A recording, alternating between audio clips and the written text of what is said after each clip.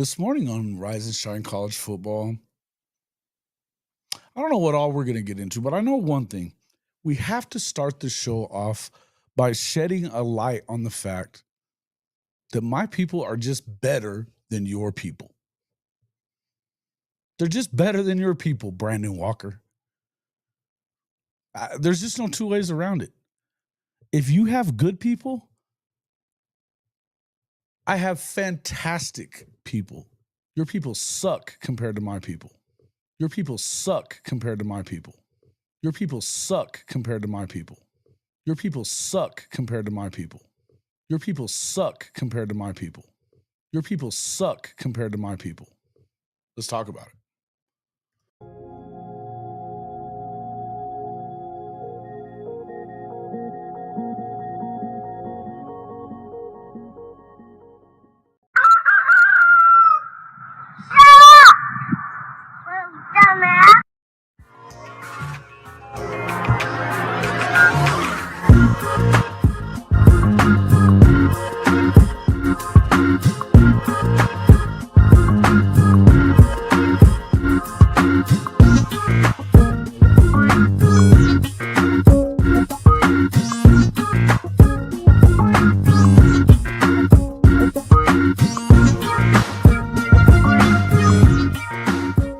Good morning. Good morning. Good morning. Good morning.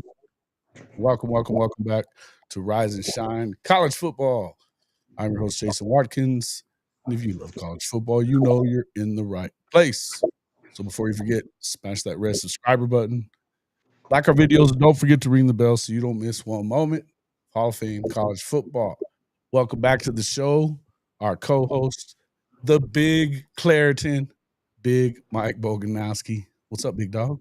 What up, man? Hey, man, this has been funny for the last little while this morning, man, or the last few days, really.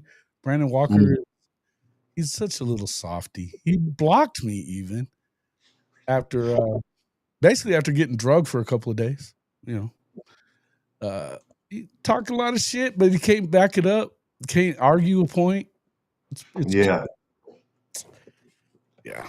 I mean, it happened, bro. It happened. It happened or it happens. No, it happens. Shit happens sometimes. Some people, more they can cheat, man. He definitely did. Sometimes it does. He's been doing it ever since. I was telling him in the little thing here. He really ought to be pretty proud of himself for milking that, Make-A-Wish Foundation thing for the last 10 years on there or whatever it was. However long he's been there, almost a decade anyway. Because there's no way he should be on that show. Or I guess they need him so they can all pick on him. Because, it is what it is. Bro, I have no idea. Well, you got to put me on. I have no idea what you're talking about. Barstool Sport. You don't ever watch the Barstool show? Oh. Nah, I don't. Yeah, I don't much either. But I've seen enough of it to know that he talks a lot of shit about Oklahoma, particularly Brent Venables. And that was I've seen that. I've 100% seen that for sure. Yeah. Well, there it is. Welcome into the show. Sooner, Texas, Logan Licky, Seatbelt Mafia. What's up, D? Logan Licky, yes. Screw that guy. Good morning to Kimberly K, Jimmy Satterfield, 5 till midnight, Collins McDaniel.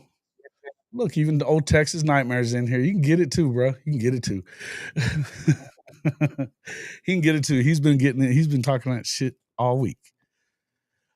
But as we said, the thing is, you got to take us through it all, man. Take me back, man. Put me on, because I kind of seen some of the banter, but I need it like laid out for your boy, like from the get, so I can fully grasp what's happening right here. First off, shout out to Ryman Lemon and shout out to my boy B Manning. They were both kind of on him too, but it started off with Lemon. He got in there and started it up with him. What's up there, Billy on? He got in there and got it started up with him because Brandon had put a tweet out with him talking shit about Oklahoma being basically the worst team of the Blue Bloods or whatever, that they should be a top 5 team every year, but because they've got a shitty coach and not a real coach, that That's they're never going to be what they were until they get rid of them. They fell asleep at the wheel. Blah blah blah. He immediately, he says, "Oh, 2, 6, and 7 seasons." That's such a lazy, easy way to go. So he got called on it from Lemon first, and he tagged me and Jay from Unfair. I, of course, took the bait, because I'm Richard Petty. We've already talked about this. You know what I mean? It's just how I roll. Well, I don't get me wrong now. Don't get me wrong. I got my petty too, but yeah, I'm not saying, hey, it's not a bad thing. It's an honor. All right. Like there's different levels of petty, right? Like Richard Petty and like in Tom Petty, like they're up there, right? Facts. Well, and then you've got people like him. He's petty. He talks a lot of shit, but it's even on their show, they do that. What is it? What do they call it again? Unnecessary roughness. And I got to tell you, they're all quality movie, by the way. Quality movie. Yeah, not as quality, not quite the quality on the podcast. I got to tell you, just not quite that quality. But I guess they think that they're entertaining anyway, and they do get a lot of followers. So it's it is what it is.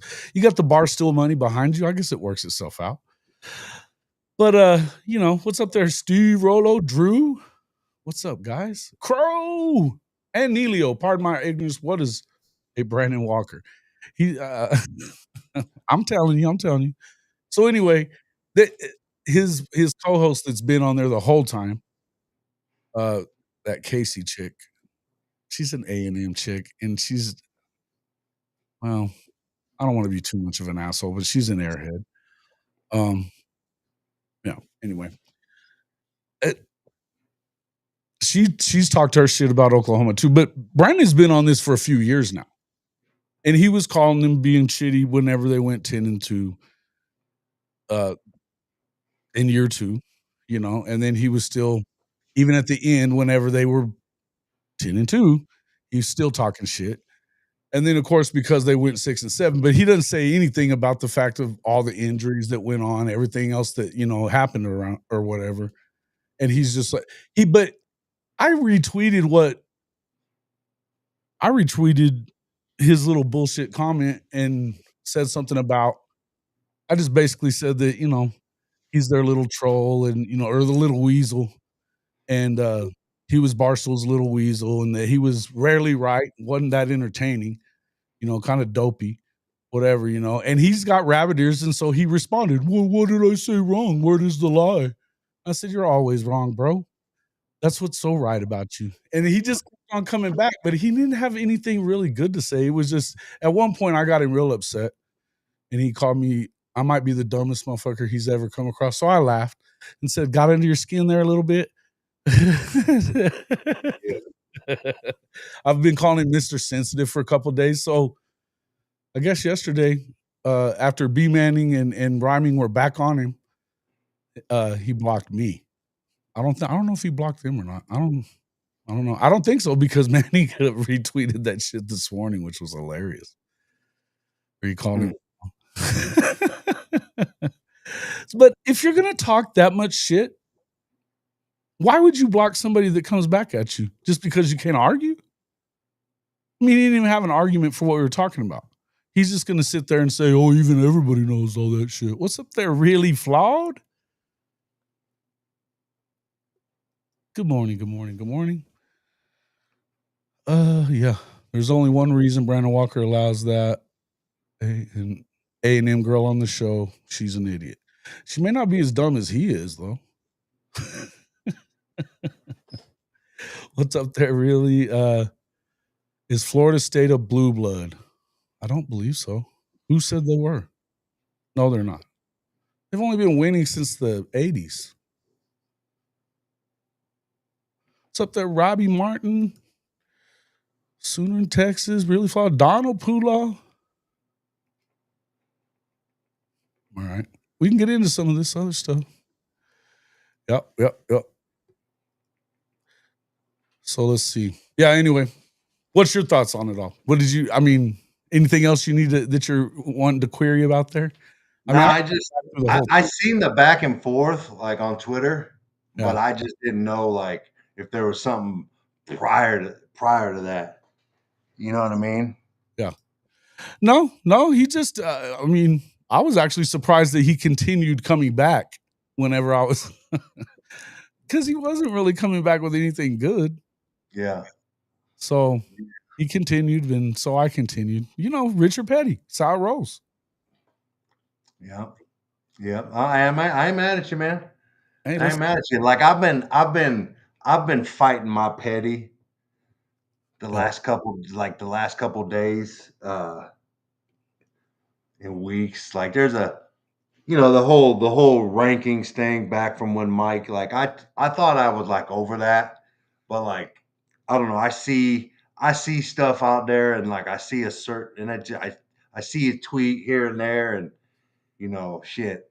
I just mhm. like sometimes I want to like you know get these Twitter fingers going. You know what I'm saying, and start firing shots, and then I'll like have Because it of, typed like, the up. recruiting rankings and stuff, and where they were with all that Yeah. stuff. Yeah, yeah, like, but I'll, like, wanna fire some shit, right? And, like, I'm just like, "Nah." I'll type it up, and then I won't do it. Like, I'm like it's like that Kermit meme, right? Like, you got, like, looking in the mirror, you got the Sith Lord, cape on, and it's all dark, but shit, man, I'll be trying to, like, not I've been trying to be good, man. It's Lent, you know what I mean? I'm I gave up white monsters and Reese's Pieces for Lent, so I'm trying to turn over a new leaf. But maybe after Easter, it might be game on. I might not be able to control it. But like, so one of the things that got me stirred up yesterday was there's a dude out there from the KC metro area, the tight end. That was a quality meme right there, by the way. It's a quality meme. Uh, but yeah, he jumped in the portal, and he's one of the dudes that they bumped, you know, over the top of Mike after he committed to Oklahoma. So like, I just, there's just stuff like that, Really? Yeah, you know. yeah, yeah. It just and Mike, they had that one-on-one rep that was all over social media from the practice the other day. Mike got beat. He got beat. His feet got flat. He got flat, and the Carson Kent dude made a little move on him and caught the pass. And Sure. I don't know. There's a dude out there that's like was like he absolutely got owned. Bro, he got beat, bro. It's college football. It's big time. It Like you're gonna happened. get beat. It But happened. like I mean, he's shit, like absolute. there's But pretty like damn the good. way the way he described it was like absolutely owned, bro. It wasn't like he Who got was this dropped dude? or anything like that. It was, I don't know, but like then me being I'm like, bro, what are you talking about? You know what I mean? Like, come on. But again, I had it fired. I'll get ready to hit send, and then you know what? I don't even care. At the end of the day, like fuck it. Yeah. But yeah, Hey, listen, I mean, I nah, understand it. I understand it. yeah. Neilio is the one that went to Iowa. Yeah. Yeah, I did. I gave up on I had to put it down, man. Let me tell you something, man. That chocolate and peanut butter combination is top notch, really flawed football. Like it's whoever thought about combining those two different, flavors. I don't know who it is. Maybe somebody can let me know who's the first person to ever combine the two, but genius. Did they get a Nobel Prize for it? I Because have of no idea, but they should be, like, enshrined somewhere, like the National Archives the or Cookie Hall of something. Fame or the Snack Hall of Fame, something like that? Oh, dude, it's there's nothing like it, dude. Fair. Nothing like it. I agree. Like, I was getting so bad, like, every time I went to, like, um, the Dollar General or Walmart or something, they put the shit right there. Right at the register, right? So, like, every time I go by, I see it, I gotta grab I just once, twice a day, I'm grabbing them, dude, and, I had to put it down, bro. Like, Mhm. I'm like, some and it got so bad where, like, I'm thinking, like, I'm just gonna go up to the Dollar General and get some Reese's. You know Yeah. what I mean? Like, that's ridiculous, dude. That's ridiculous. I was like, I'm waiting for Easter, I'm gonna see what's in the kid's basket, bro. I might have to snag me one. You know what I mean? I'm just looking forward to Easter. Can't wait till you're already thinking about Halloween and shit. How much Yeah, bro. Like, yeah, you're gonna go man. buy a bunch of those things and never You know, put them in Valentine's Day, in the you know kid's what I mean? I was in the kid's bag. He come home for Valentine's Day. I'm like grabbing his bag from him and looking. You know what I mean? Mhm. Didn't even ask him how his day was. Like, what'd you do in school? How was school? I'm like, give me that bag, bro. Harry Burnett Reese. There it is. There's the name. Yeah, man. Awesome. Amazing, dude. That dude, he should, yeah. I hope Yeah. his family's like super rich and like millionaires and, you know, they still hold on to it because that dude was a genius, man, and they deserve it. I have really flawed. Yes, I have the pretzels. I sure have. Yeah, they're not there, and it's not the same. I'm not as fond of those. And I like pretzels, but I just don't know that that's the Kimberly K, you're right. You're 100% right. But I disagree with Kimberly K on this. But see, She's one that's of my why I ended up people. not doing it. This I is just one of let, my people. you know what I mean? Yeah. At the end of the day, dude, like I'm just gonna like hopefully Mike does what he's supposed to do and I'll get the last laugh and we'll get the last laugh. Well, there you go. That's That's all what that's all it Seatbelt says. They're gonna be on hush mode when they see him laying wood on the real field this season. and I hope so. Yeah, I hope so. Bro, he's gonna be fine. He's gonna be fine. We already know that. Shit, he's a stud. Straight up. Yeah. He's a stud. It's man, and I tell you, we've been talking about some of that stuff over the last couple of days. And last night we were on it was me, Chris Mason, those guys. Yeah. I didn't love all the Chris thinks he has an idea about the NIL and how to fix all that. I wasn't down with it really. But What needs to be fixed? I'm not gonna get into all that right now. it's because I don't love the idea. We're working at it, but I get where he's coming from. But you shouldn't respond, but I always do. But I always have to respond. You know what I mean? Yeah. And sometimes, I don't know, sometimes I probably shouldn't. But what else are we doing here? Fuck. You know what I mean? We got shit it's talking season. He's talking shit. So I'm gonna talk a little bit too. And I don't like the guy. Fuck him. He's full of shit. He's just full of shit. And some people are really fucking stupid. Hey, Drew, you're gonna have to put me on, man. I haven't. I have not had the Ritter Sport chocolate. Is this? Those are the go-to fire, he says. Yeah. Yeah. Yeah. And that's why I was shouting you out a minute ago, Ryman. You, B Manning got all over him too. I've got let's see. Let me find the one that our boy did here. Whoops. That's hilarious. What? What? It's too funny, man. It's just too funny. No doubt. Did he ever come for air? Oh, that's funny. What did he say? I gotta see this. Yeah, Nelia, does Chris Mason ever come up for air during your show? Talk. Am I causing trouble? I'm not. I didn't cause it. I just responded, and he's not very good at arguing. That's the whole thing. To me, it's funny because you can talk shit until somebody challenges you, and then you don't really have anything meaningful to say. So you get butthurt about it. I kept calling him Mr. Sensitive is what did it. I know I called him that like 3 times. It really pissed him off. Yeah. Little sensitive boy. Yeah, I remember sometime last year he said something that was real just dumb and like OU Twitter just roasted his ass. Oh yeah. It happens. They do it quite a bit.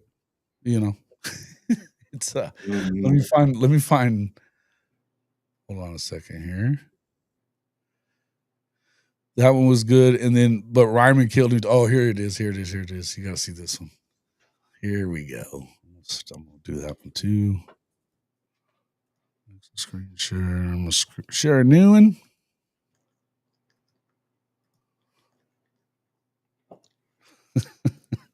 This is too funny. So Lemon just since he blocked me, then Lemon decided, hey, I'll just go in there and then just kill his ass for him, which is awesome. Told him, bless your heart. And this may have been actually what got me. This may have been what did it right here. Funny shit. And he's been on him. He started the whole thing. He's the one that tagged us in all that shit to begin with. It was great. You know they won. Is that like part of the Twitter rules? Like you won when they block you. Is that like an official rule, Greg? That's Ray? why Like I said I'm gonna have to wear this as a badge of honor now. how it works? Yeah, yeah. You know, Lincoln Riley blocked me whenever I've never one time like tagged him in a tweet or any of that shit until after he blocked me. Then I would try it after that. He was doing it because he must have heard about shit that I was saying about him. Somebody did. It's hilarious. It's great stuff. Yeah, I'm with you, man. I was with you there. I was with you on that one there, Shawty. That's what he was kind of. It was, yeah. And that, hey, Shorty, and that's the whole basis of why I get pissed off about what happened coming out of high school, right? And that when it comes down to it, that's what it's about. Because they got petty and mad because my son chose the school that he thought was best for him and did what they did. So that's my issue, right? And I don't. Maybe they realized what they do and what they knew that they were doing, and it was some intent behind it. At first, I didn't think so, but the more and more I got like some other kind of information, and from other people, like that's kind of what it sounds like happened. So that's when I yeah, they were pretty pissed when he chose Oklahoma instead of K-State. Yeah, for sure. No Kansas State. Yeah. And it wasn't so much the Kansas guys. It wasn't so much the Kansas guys.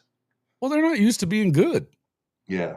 Well, no, but like they're all and I'm not gonna say they're like not decent dudes or whatever because they all were, but just like at the time. But then like when it came down to when the decision came down, they kind of showed their ass a little bit, in my opinion.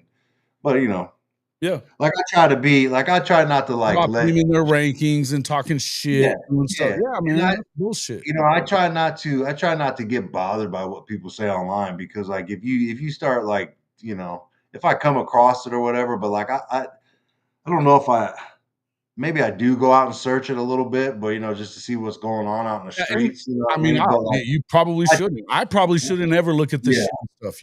You can't do it. But if you're gonna engage in it, then really engage and don't lose. Yeah, no, yeah, but I just most of the time I bite my tongue. It is what it is. It is what it is. That Uncle Lou shit the other night. Dude sounds like a parakeet in heat.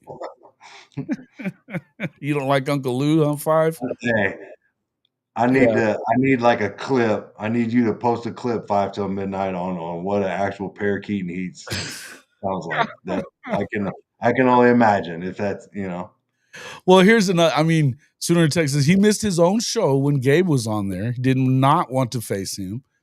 Yeah, I was kind of surprised at that. And then he backed down off of Gerald McCoy too. Went at him, and he got real scared. Yeah. Hey, Neilio. The only thing I'm talking about is like once my son choose Oklahoma, the rankings and like what they were saying about him completely changed. The narrative went from he's by far the best player in the state to he might have peaked his junior year. He's not the player we thought he was. Yada yada yada. And pretty much all the Kansas State assholes jumped him in the state rankings. And this is why what you listen at the end of the day probably cost him some NIL money. That's it. And exactly why what Shotty said a minute ago, if you pay kids based off of stars, it'll become worse than AAU basketball. Now think about something. We know about Dabo Swinney, the rumors have been out there forever that every time he's coming down to the end of recruiting season, he's like, hey, man, I need a bonus. He'll call up his 247 rivals guy, whatever. And the higher his class is ranked, the more money he gets. He gets a bonus for it. So we know that shit happens all over the country. Yeah. We know it does. And honestly, it's, to me, I think that Saban, that was part of it. He was used to, he hated, he did not love it when A&M had that greatest class of all time, deal that they couldn't hold on to for more than that year. But it pissed him right off. And, yeah, no. We are and still. I get it. Oh, and that part's cool. But if you fuck with when you start messing with their stars, they did it to Dent, to Isaiah too. Mm-hmm. As soon as he stopped making those visits, then they drop him down the list. And come on, man, if they're so right, how are they missing? How is Eli Bowen a 3-star? Yeah, he played with his brother and was still one of the. He was awesome as a junior. He broke the Denton Geyer record for interceptions by a lot. They didn't even hardly throw it at his ass his senior year because of how good he was. And he's a 3-star. Goes and becomes a freshman All-American. Same with Jaden Jackson. But the point is, we know it's not a scientific thing. But now that they're basing your NIL money, and you've got On3 even posting what they're worth in NIL money, their value, it fucks with them, man. That ain't cool. And that's why you cannot. It's better that you go ahead and get somebody like Jim Nagy and have, these are dudes that know what the hell they're looking at. I don't give a shit about the rankings. You can try to tell me that, okay, well, they're 10th they were 10th in the SEC in recruiting. Okay. No, they weren't. No, they weren't. Mm-hmm. Just find me a bunch of safeties that are better than Michael Boganowski or Reggie Powers or, we've been talking about this a bunch, man. You know what I'm saying. Oh yeah. Even at the time, like I didn't even really realize probably that it affected, NIL money. Yeah. Because it was still like really new and we didn't really know what or how, you know what I mean? But like I was just like the flip the script type shit, you know what I mean? And probably like what kind of gave me the ass too is I gave that dude more access to my son than anybody. You know what I mean? Like interview wise. But yeah, it is what it is. But this is such an easy thing for you to say, Nightmare, and they correlate, but it doesn't completely correlate. You look at Michigan, they were barely within that little that blue chip ratio is what you're talking about. You got to be in the 60th percentile. That's the only thing that they can nail on it. And guess what? They're not just, if you think that these guys are out there actually scouting all these kids out, they're not. A lot of times they are getting their rankings from coaches that they quote unquote trust.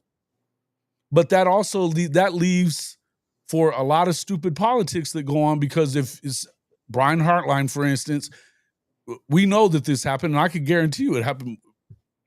I had Shelton Walker on my show from High Top Sports, and we did this. I was looking into like the 24 class, your class, how it was underrated. It was definitely underrated. Even at number 8, it was underrated. And I just said, when we were talking to them about it, and he was talking about, there was a running back that had went up and down, like hundreds of places from, he was committed to Georgia. He flips to Florida and drops like 200 spots. And he actually talked to Sheldon Terry from On3. He also owned 247. And before that, he owned Rivals. And he even sat there and said that he's real tight with Brian Hartline. And told this story about a guy that fell asleep in a meeting or some shit like that, and there was another kid that they bumped him down because I guess Heartline told him that he had some family problems or whatever. Like, No. and what is it really was the problem? They didn't fucking commit to Ohio State. That was the problem. You know, I'd say the same. Hey, listen, you know for sure that if Nigel Smith commits to OSU instead of Oklahoma with Larry Johnson, he's a 5-star. Hey, dude, did I tell you about how big Nigel Smith is? Dude, Did I tell you that? I've been hearing it from a lot of people. I don't know if he came from you or not, but he's been killing it. He looks good. It looks like a different kid. Yeah. It's like totally different kid. Mm-hmm. Yeah, huge. The motherfucker's huge. Yeah. But I mean, you can say what you want about the recruiting rankings, and I'm not saying that none of them are right. I'm telling you that it's nothing at all scientific. It's all about whether or not they show up to the camp or not. You can't tell me that. Look, Ryan Foje, he's the same size, and he may be as good as Michael Fasusi, who's the #1 tackle in the country. That's a big ass boy. Big ass boy. Big ass boy, bro. Yeah, dude's huge. Isaiah Autry Dent. Him and Fasusi are big. Huh? They're big, dude. Like him and Fasusi are big. Like I suspect. I don't know. Like I think it's easy to say that those dudes will play this year. Don't know how much, but I think for sure if we can get the 4 games out of them and not have, you know what I mean, and get those dudes in the weight room and because I think that's where they're.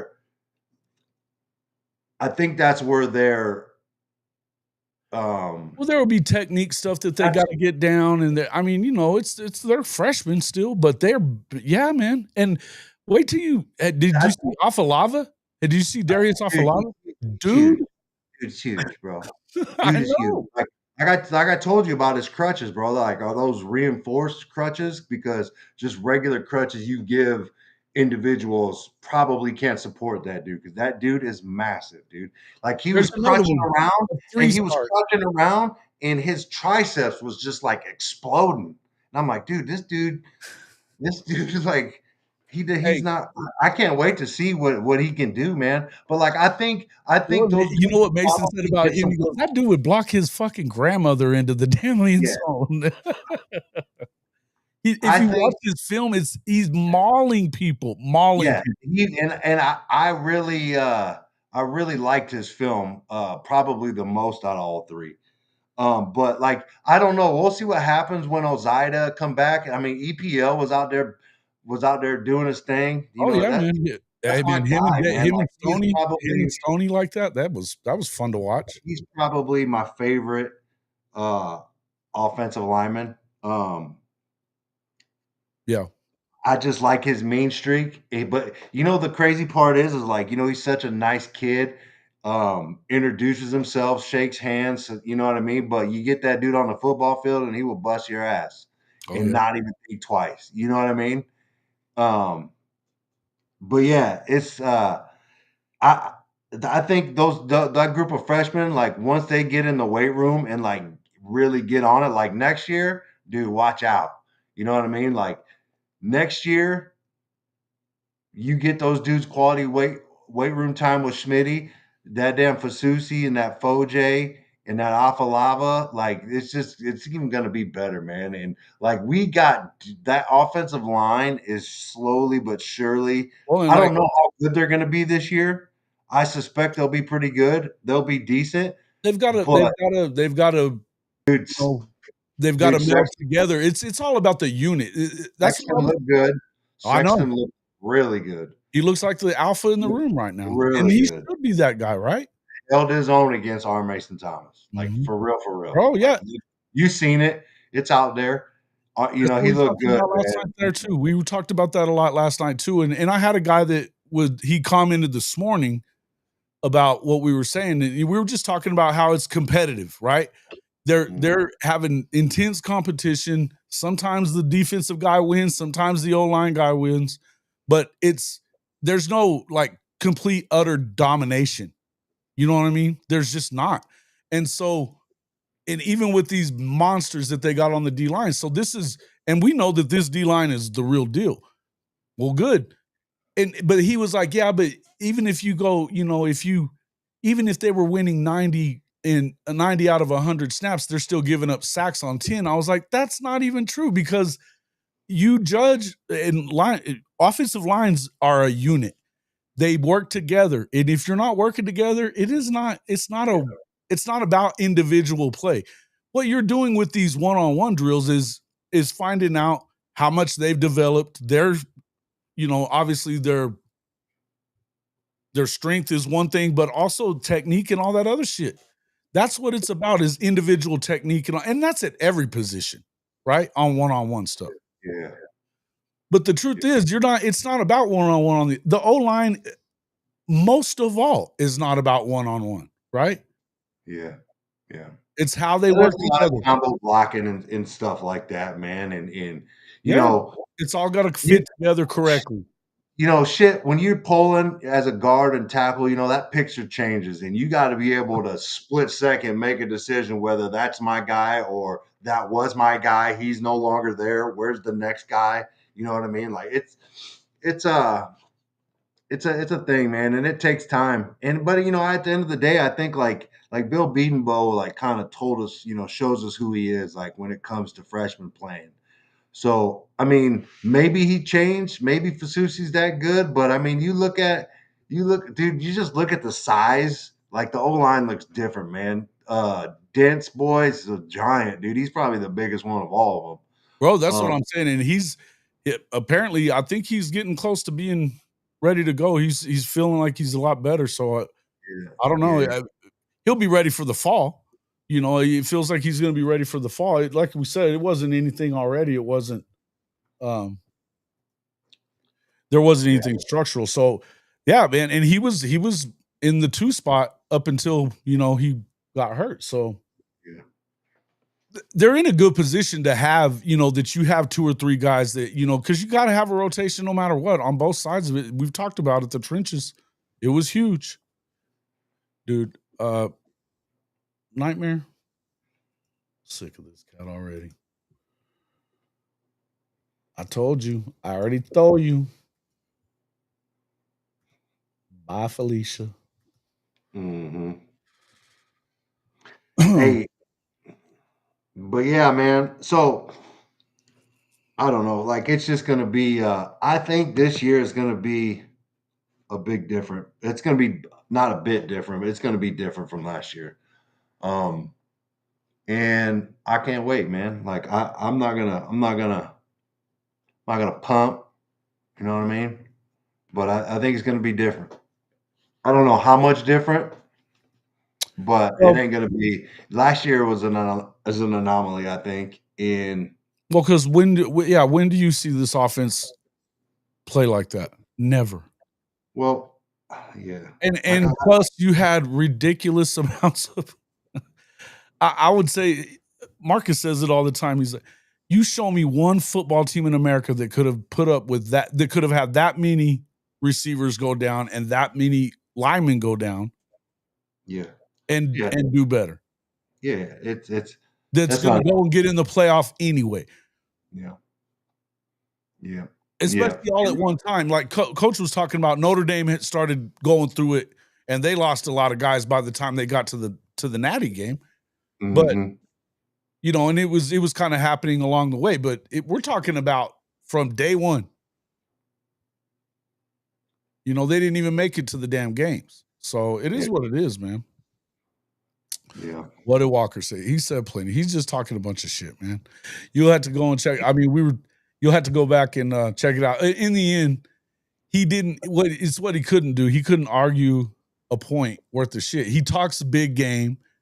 Brandon Walker talks big shit, but then whenever somebody goes and challenges him with actual information, he can't handle that.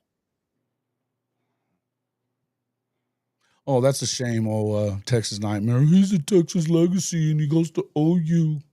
Wah. Let's see. I'm remoting my server at the house so I can watch. Gotta love corporate browsing lockdowns. What? They got you locked out? Yeah, you can't get right past Rhyme Lemon. He's got all that shit all hooked up. So who just said Barnes RB1? Yeah, I don't think so. I don't believe that's the case. He could be, I guess, to start with. I hope he's healthy and gets ready, but I don't know. I think I don't know, man. I don't Yeah, know. we'll see. We'll see. I mean, he runs hard, man. He runs hard. He runs hard right into the back of linemen sometimes. No, I'm not going to talk. I like Javonte too, but I think that we've talked about this a lot with some of these other guys on the defensive side. They've over recruited some of these cats, man. When you got a guy like Torrey Blaylock, they're talking a lot about him. He's already over 200 and gone when he hits one of them holes, man. You better get there because if you miss him, you ain't gonna catch up to him. He's a home run waiting to happen. Now Tatum's hurt, apparently, a little banged up. It's just nicked up, apparently, but you worry about his fumbling issues, but he's electric too. And then X-Rob, I think he earned his spot doing what he did last year. Yeah, you can't keep him on the bench, dude. No. Dude, he looks huge, bro. He looks huge for a running back, man. He looks big as hell. But he's just too good. He's too heavy. He catches the ball. And that's why I don't think people talk about it enough is like he can catch the ball. And it doesn't look difficult for him, man. He's smooth when he catches the ball. I think that's one of his best attributes is like him being a threat, for catching the ball out the backfield. Who said that it was workable with that many injuries? Or are you just responding to what I said? Because that's silly talk. Yeah, he is. What's up there, Bishop Frank, Noid, Crow Goated? What's up, Goated? Sooner Freak. Don't sleep on Franklin. Yeah, I don't know if people are sleeping on him, I think a little bit. What's up, Satterfield? Billion. Any update on Makari? I talked to his pops. Makari had an outpatient heart procedure. He's going to be okay. He also has to have I guess a shoulder, something with his shoulder, but it's something simple. He should be, according to what his pop said, that he should be ready to rock and roll by the time the games get started in fall camps. So he'll be okay. What do you have a procedure on? It's let me tell you what it is. It's his shoulder. Well, he just had a heart procedure, an outpatient heart procedure. Wow. So, I mean, he got to put all his business out there like that. It was already out there, and so I got a hold of his dad, and he got back with me about it. They're good people, man. I'm a big fan of the Vickers family, man. And Makari's a dog too, man. I can't wait to see him get some time. And I guess he had a little bit of I don't know exactly what it was, but I think it's something left over from here. But he said, I just correct what is called SVT, which is ablation. I'm not exactly sure what that is, but it's an outpatient thing. And I know they knew about it here. I don't think it's been something that's, just happened, but they decided to go he just did something. It was outpatient though. He was in and out of there. So he's okay. He'll be all right. And, but yeah, the prayers, keep them coming, man. Keep them coming.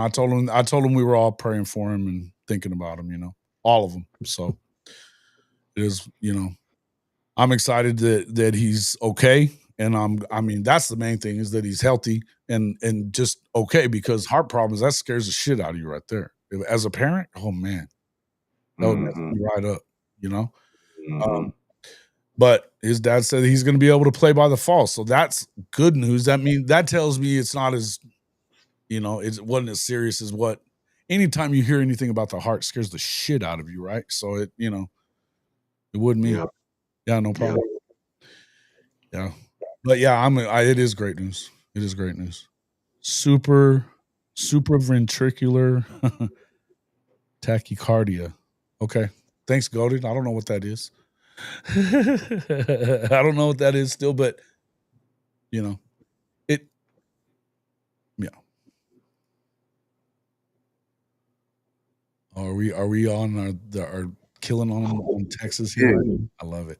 dude, listen to this. This is from Ross Dellinger on Twitter. A notable story heading into the new rev share era. Cal's biggest boosters have pulled their NIL donations until the school meets their singular demand. Put newly hired GM and former NFL coach Ron Rivera fully in charge of Cal football. Ron Rivera? Yeah, he's at Cal. But the Okay. Cal's biggest donor said, "Yeah, you want our money? Here's our demand, and you ain't getting our money till you do what we say to Did he do." And play that there? put him fully in charge of Cal football Wow. as a GM. As the Ross Dillon, GM. huh? Yeah, as the GM. Hmm. It's a dangerously rapid heartbeat in the ventricle. Oh,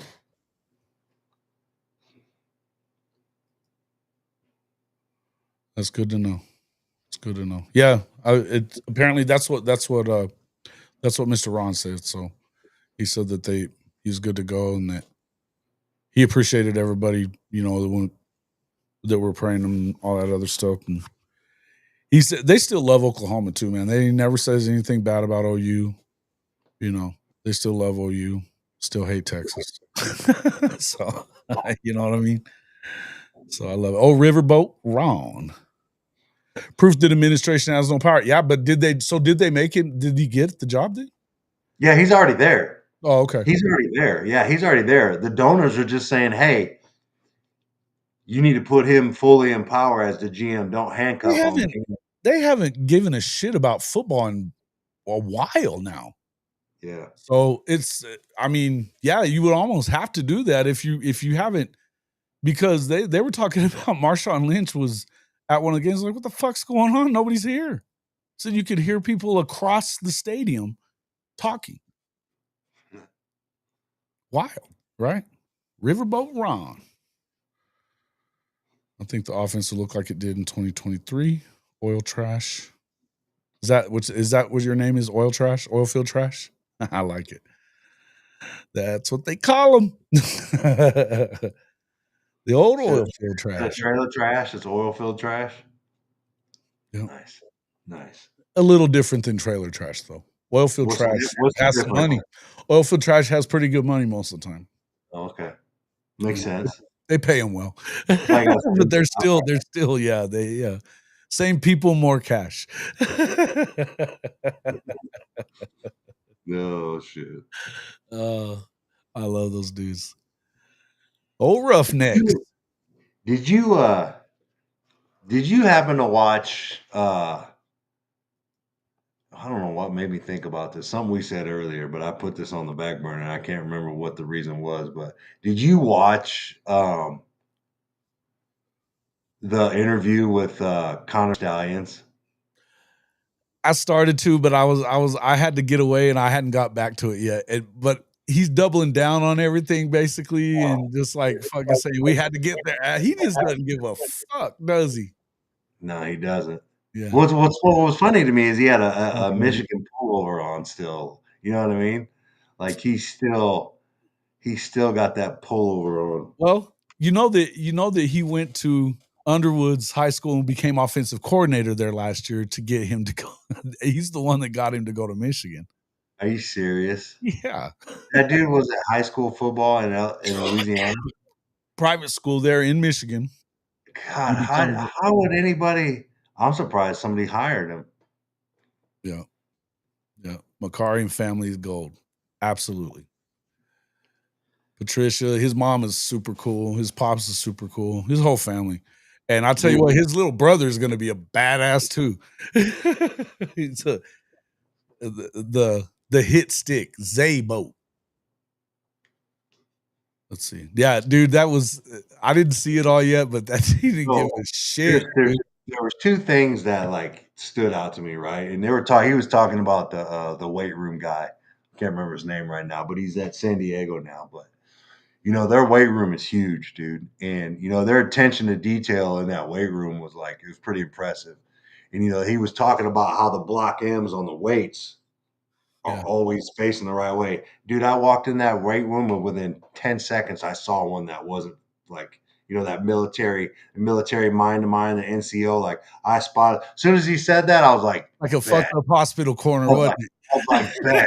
As soon as I walked in the thing, I was like, pew, like laser eyed, saw that M off to the side, and I took a picture of it. I got a picture of it, to be honest with you. Because I was like, Hey, you're gonna have to send me that so that we can troll them a little bit before the game, dude, yeah, for sure. But like I was standing on there's like an upper deck that overlooks it, dude, and I was just like, boom, there it is. You know what I mean? But no, their shit was tight. Um, Pretty impressive. You can tell it's easy to see why Michigan's Michigan. But Oh, dude, they got more money than God. I mean, it's the same. I mean, yeah, they got their weight room is massive, dude. It is, and they got some shit in there. But just the facility, it's pretty dope, man. They got that sweet indoor too. But the one thing that he said on there was that Clemson has been using Bluetooth in the quarterback's helmet prior to. I heard that. Yeah. Yeah, and I was like, "What?" I was like, because we always thought about that or whatever, and but that was crazy. And the crazy part is I didn't see much blow up from it. You know what I mean? Like he said it, and everybody's kind of like, "Yeah, whatever." Like you know what I mean? And I was like, "Are you serious?" Like, nobody's like, you know how many people talk shit about BV throughout the SEC and like the playoff, those playoff teams, Ohio State, BV was their daddy. When Clemson was beating the shit out of Ohio State every time they got up against them in the damn playoff, and they would always bitch and complain about him stealing signs and shit like that. Fucking change your signs. Yeah. That you know what? I didn't care about it in baseball. I don't care about it in the Part of the game, bro. Fuck yes, it's part of the game. In game. Yeah. Not like going and scouting and filming teams. It's like in game part of the game. You know what I mean? Yeah. No, it's a good time for that one, actually, Crow. If you bitch about stuff like that, there you go. Texas and Mizzou Paws aren't liking it that Sports Nation is hyping up OU this year. Nobody likes it, and I've got to tell you, I'm not super happy about the national media at large loving on. I don't like it either. I'd rather they keep sleeping. I'd rather they keep. At the end of the day, what it shows you is they know what it is, right? They know Oklahoma ain't gonna be last year's Oklahoma, like for a sustained period of time. Like it's just not gonna happen, dude. It's too much greatness. Yeah. And no, this is that you're not wrong, Neilio. They were It just shows you how hypey and trendy and easily influenced these national people are. And it's just a joke, dude. It's a joke. Dude, you know what it is? I rarely hear somebody with an independent thought about how they really feel. And it goes back to what you were just talking about with Junior and what they were doing at K-State. The K-State writers for On3 or whoever it was, those dudes know. Why do they do that to those kids? Do you know why? Because it fucks with their money. They'll fuck with your money because you're fucking with theirs. So if Mike stops talking to those dudes and now they don't get any more stories out of him, and it's, that was the number one guy, and now all of a sudden they got to keep their clicks up and their all that stuff for, they are writing based on what is going to get them the most interaction. And I don't hate them for it necessarily, but if you are if you have the power to mess with those kids' money, now it's not cool, man. Yeah. It's just not cool. And so look, I mean, I understand the practice. I get what's going on over there, but you got to be better than that. And the truth is, that's what all of them are doing. Barrett Sallee, I was talking to him last year saying, "Oh, they're never going to be what they were since, hiring Brent Venables." He was the same dude. This guy's on Sirius XM. He's used to be at the AJC, Atlanta Journal-Constitution. He's a clown too. And they just do it because he knew he was starting his show again. He was a new show. So he started talking shit because he knew. And he went on the SEC podcast and did the same shit, said the same stuff. Yeah. And he knew that it was going to get, everybody knows that Oklahoma fans are going to talk shit to you if you start talking shit about OU. For sure. Colin Cowherd uses the shit out of it. He does it all the time. He's always hating on him. It's wild, man. Yeah. At least Cowherd, he backed off of it after they went 10-2. He was like, hey, I was wrong. Which surprised me. Neilio, I have. We had a little beef, and we had a talk. We had a talk, and this kind of it kind of went to like when everybody started thinking that, you know, it was going to come down to K-State and OU. Like there was something that was written about our camp and how my wife wanted him to go to K-State and I wanted him to go to OU, and there was the division in my camp. And he you know, there's something said about that, and you ain't gonna talk about my wife, bro. So I clapped back.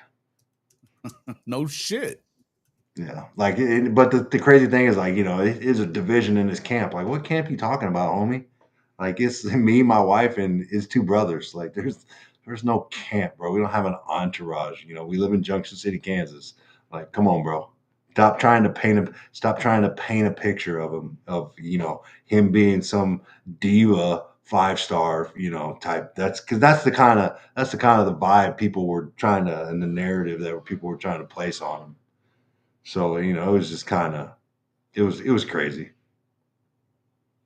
Yeah. But other than that, I haven't interacted too much with Mr. Young. Yeah, I mean so he's one of those dudes. He's with On3. The On3 guys. Yeah, but he's got another cat that works with him that I really liked a lot.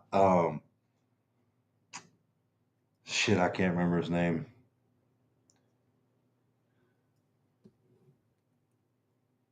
Nelia, what's the cat's Drew? Is it Drew something that works at On3 too?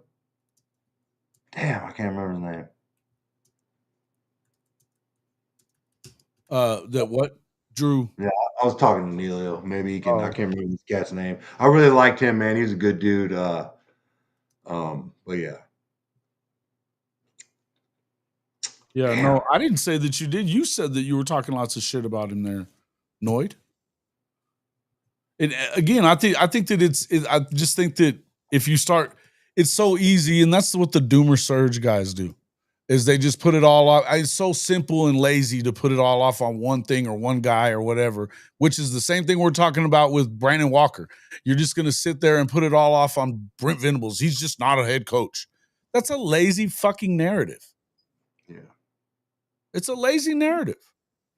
Do we want him to improve on game management and this and that or whatever, and, you know, be more of a CEO? Sure, whatever. That somebody just asked a second ago, why are people so against him calling the defense? Because they got to have something to talk shit about because they don't believe in him. And so they're looking for something to say, nah, it ain't going to work. And, you know, hey, well, they missed on Knowles. Shit, he's been better than Knowles. He's considered the greatest defensive mind in this era. Why the fuck you would have a problem with him calling that defense? I have no idea. We missed on Knowles and got, you know, two former versus South Carolina. Okay, I understand that. That's one thing. But they had to do. Listen. They were down 21 in 5 fucking minutes of that game. Did I agree with the fake punt? No. But you got to find a way to spark the team at some point. And that's what he was trying to do. And when you have from what I understand, you've got Seth Luttrell flipping out in the fucking locker room because they changed the play on that touchdown pass to Brennan to BT. You know, what the fuck? You know, they hadn't scored in 3 fucking weeks. Son of a bitch. Or, I mean, 5 quarters is what it was. They hadn't had a touchdown in 5 fucking quarters. Yep. Yeah, let it go, Seth. And that's the whole thing. It's like there's a lot of things that were conspiring against that team. It's just I think that it's so simple that a lot of people do that. I'm not saying for sure. I'm not saying that you were saying it's just on that, but that's what a lot of them do. And it's certainly what the national guys do. But even the Doomers guys, all those Doomer dudes, they do the same shit. I see it every day that, it's always after the fact. You don't see a ton of it in here because people know that I'm going to expect you to bring some context with you. You better have something else to say other than they fucking suck. Because and that's the other thing. I don't know how it is as a fan. Why would you talk as much shit as you do? Some of these guys do about players and coaches and everything. You don't think that these kids see all that shit on Twitter and everywhere else? Because they do. They do. And yeah, I mean, look, there's a learning curve to it, but he also is building an elite defense, an absolutely elite defense. And it's damn sure gotten better from year 1 till year 3. It leaps and bounds better than it's ever been, and it's probably going to be better again. Just by virtue of having an offense, it's probably going to be better again. And if you watch that Brent Venables on Josh Pate, what was he talking about? It was a good interview, by the way, man. That was a good interview. Hey, I mean, like BV is probably I think it was perfect for him though. That was a perfect. BV is probably the easiest interviewer, person to be interviewed because you can ask him one question, and 30 minutes of your interview is gone. He'll elaborate on all of it. Oh yeah, and that was the way he asked the question about he got him going on it quick. You know what I mean? Yeah. And he knew I think Pate does a very good job with those coach sit downs. He does a good job because he's never going to badmouth any of them really. Yeah. He doesn't really badmouth them very much.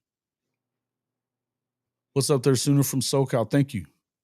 Yeah, that was a good quality freaking good interview, man. Sometimes I think it's some cold truth mixed in there, but I understand what platforms or what. Well, yeah, whatever, man. I have certainly had plenty to say about BV whenever I thought that he made mistakes. I would tell you that I was super outspoken about the Ole Miss game. That I felt like, and to me, it was emblematic for what, if he has an issue as a head coach, I felt like it was emblematic that he called a timeout with 4th and 4, like he was gonna, and he shouldn't. If you're gonna call a timeout there, you need to go for it. Not going for it after you did it. You send the punt team out there was not a good. It wasn't the right to me. And again, I'm not the head coach, and I could be wrong about this. If you want to call me wrong about this, I'm not. But you could say I am. But to me, you sent the wrong message to your offense by not sending a play out there. And it was really your best opportunity to keep a drive going at that moment. Now, I don't think he had to call. I don't think he had to go for it there. I think when he called the timeout, he had to go for it there.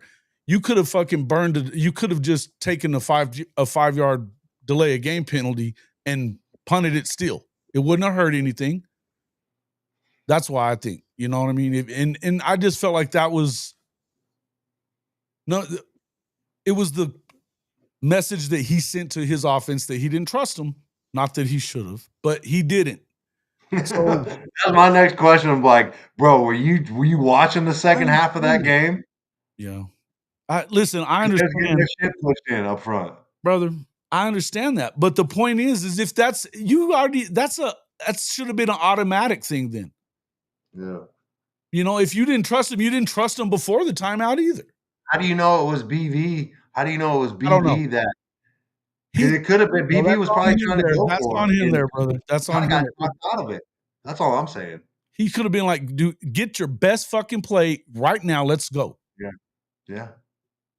You never know. You never know, man. We need to hear the black box recording of that. Look, it's just, to me, I felt like that was emblematic for anything that I feel like that there's issues with. And I love Coach Venables. You guys know that. I do. I think he is going to get it right. I think he is. And you know what? I think I said this, I may have said this on Dent show the other day. I believe that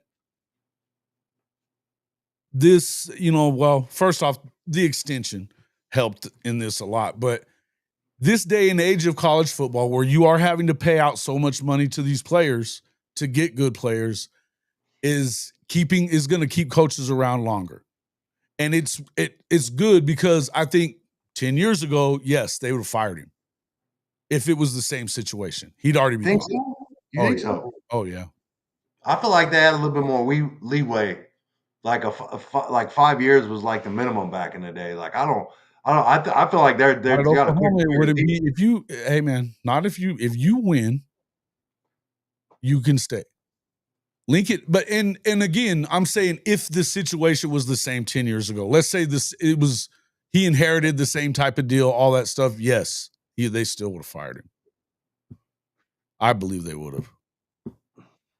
I mean, I don't know. I don't. It did. You got to think about it. Where I'm saying is, and I could be wrong about that, but what I'm telling you is the reason I'm telling you that I don't think that they're firing him this year is because it's too much money you have invested in this roster, and it's too much money you have invested in him. You're going to lose $100 million to get rid of him and his staff. They're going to have to pay too much. Yeah, Noid, you're right. I agree. And Elko deal.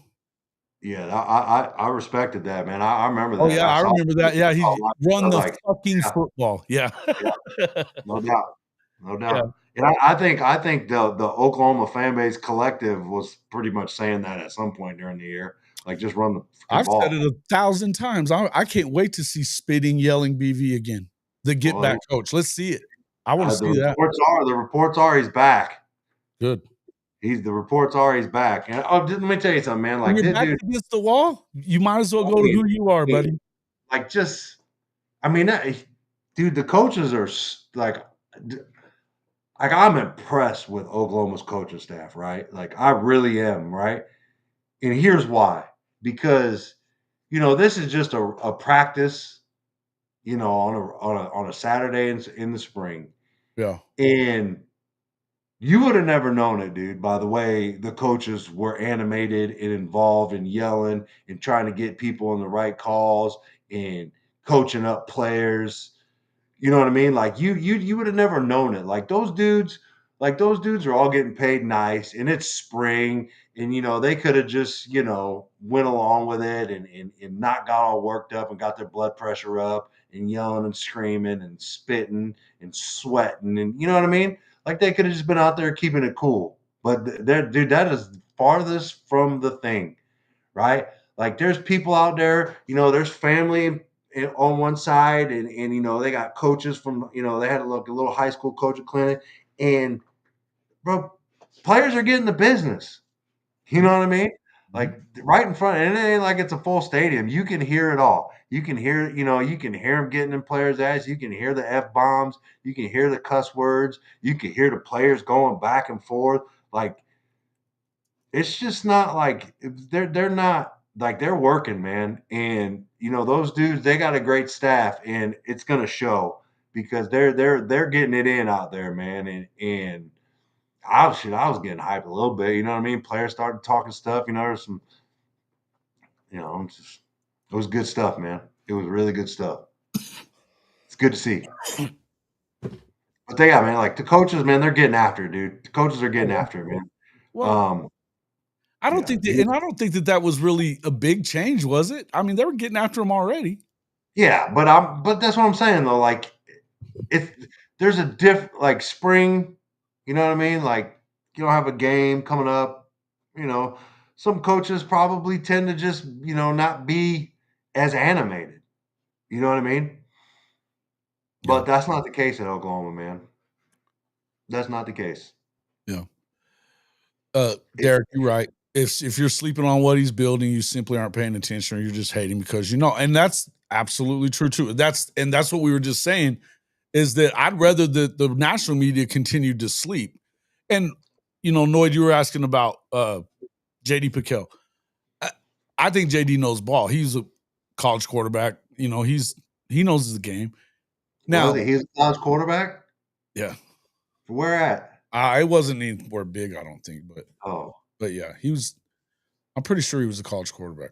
I didn't know that. I'm about to research it, but sorry to interrupt. But here's the thing, no, I mean, I will say that last year here's where I said, when he said what he said about his prediction from last year, because he had him going 6-6 last year, hating on him, right? What? He's a receiver, but his picture. He was a receiver at Baylor, but his picture is hilarious. I thought he was a quarterback for some reason, huh? I don't know why I thought that. Baylor, huh? Okay, well, he's a D1 guy then. Yeah. Okay. Well, anyway. What was I saying? Oh, when he said what he said about OU, because last year he was saying 6-6 and all that, and then I mean it happened, right? He predicted it right, but he predicted it right for a reason that he wasn't talking about, but he could have easily been like, hey, yeah, I'm pounding his chest. I had it right. Fuck y'all, OU fans that hated on me like that. He didn't. He was like, yeah, well, I kind of backed into that one. You know what I mean? He just didn't. He wasn't believing in him and all that. And now he's like, I think he's overcorrecting the other way a little bit, because he's got a man crush on John Mateer. Holy shit. Yeah, dude. I don't know why it says Baylor wide receiver, but his career and his history is for Cornell. I don't know. It's a good question. It won't load. Oh, Sippin's trying to come in, and damn it, he won't load him in. What the fuck? Why not? Hold on, let me see something. Shit. I may have missed you. Hey, Sippin, I may have just missed you, bro. I had it wrong on there.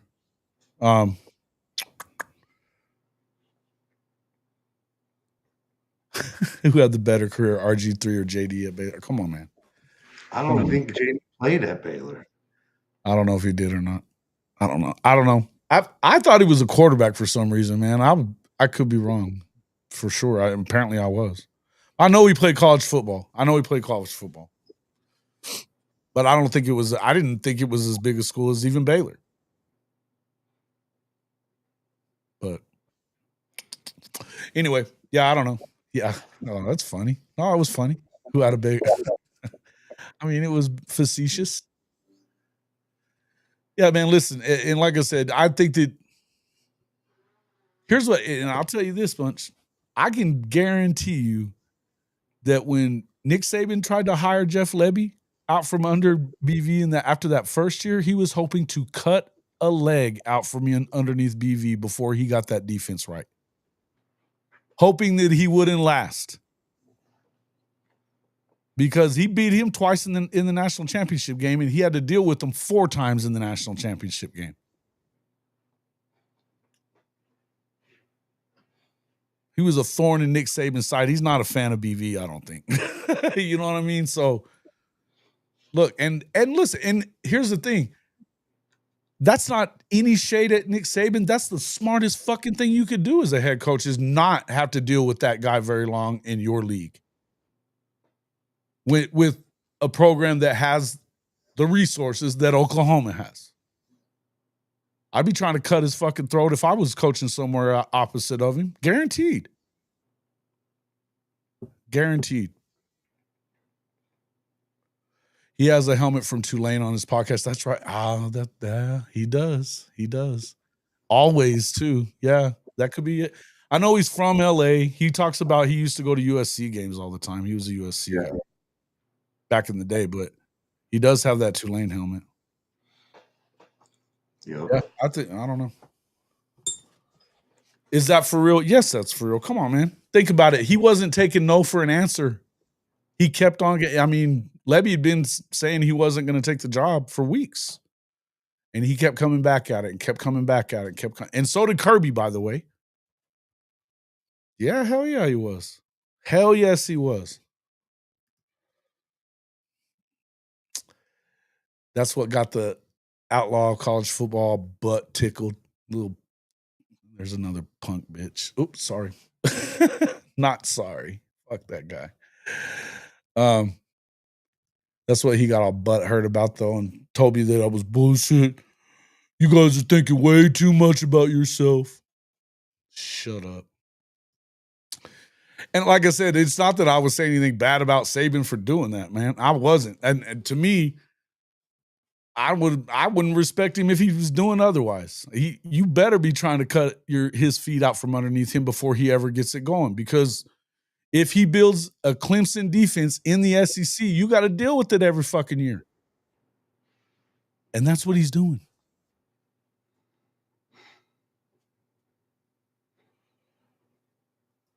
I hadn't watched it yet. But I like Kendall's show. With him and Kip, they said the word "like" way too much in that first one. It was funny the way he was on Kendall was on with Jay and Coop. Did you see that after that? And he was talking about it. He goes, man, I almost wanted to re-record it, but we couldn't, so we put it out. But yeah, he was like, yeah.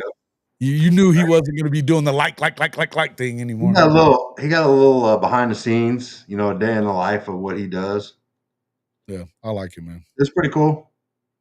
I like the kid. I mean, the only question I have is like, why is he going to?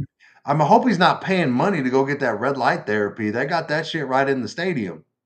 Yeah. Maybe he got a little NIL deal or something going on with him, but he could. I was fixing to say that could have been strategically placed, bruh. It should have been. It should have been if it wasn't. His agent ain't helping him very much if he wasn't. I took a nap in those little red light beds in OU thing during one of the recruiting trips. Oh, hell yeah. Yeah. I used to walk in there, I'd go straight to that little recovery area, sit in the massage chairs, get a little red light. Shit. Mm-hmm. I need to hear all that. I've heard it all before. I've heard the spiel before. I used to just excuse myself and go get, a little 15, 20 minutes, come back. Ain't nothing better than a good nap. Mm-hmm. I'm telling you. No, hey, listen, I think that here's what I'm going to tell you about this tight end room situation, guys. First off, I don't think that they're done. I think that they're going to probably work on that. Second of all, I'm not as worried about that shit as a lot of people are. That's like your opinion, Neilio. Neilio said, I loathe the usage of like. Well played there, Noid. Well played there, Noid. No, here's what I'm going to tell you guys. And I don't know. I want to ask you. I wanted to ask you what you think of this, but I said it last night. I believe after what I've seen out of this offense of Arbuckle's, right? They didn't really have a guy there last year at Washington State. I don't remember any big time dude that of the games I watched. I can't say that I've watched a bunch of his Western Kentucky stuff. It's not like they're on TV a lot. But I would tell you that I think there's a lot of guys that could be getting the ball. I think that if Kanik is explosive as he is with his speed and his athletic ability wise, Jaron Kanik, there's not a bunch of dudes on this football team that are more athletic than that dude. There's not. Is he going to be a big time blocker for you? Probably not. He's going to be an H-back type of guy. He might be, in the whole simple blocking, stuff like that. But I don't expect that dude to be that guy. What you might be able to get him in space though, and it could be a huge boost for you in certain ways. Now, but if they don't get that guy, I don't know. I mean, one of these newer guys, the one new guy, he looks like he can be that blocking tight end. Fine.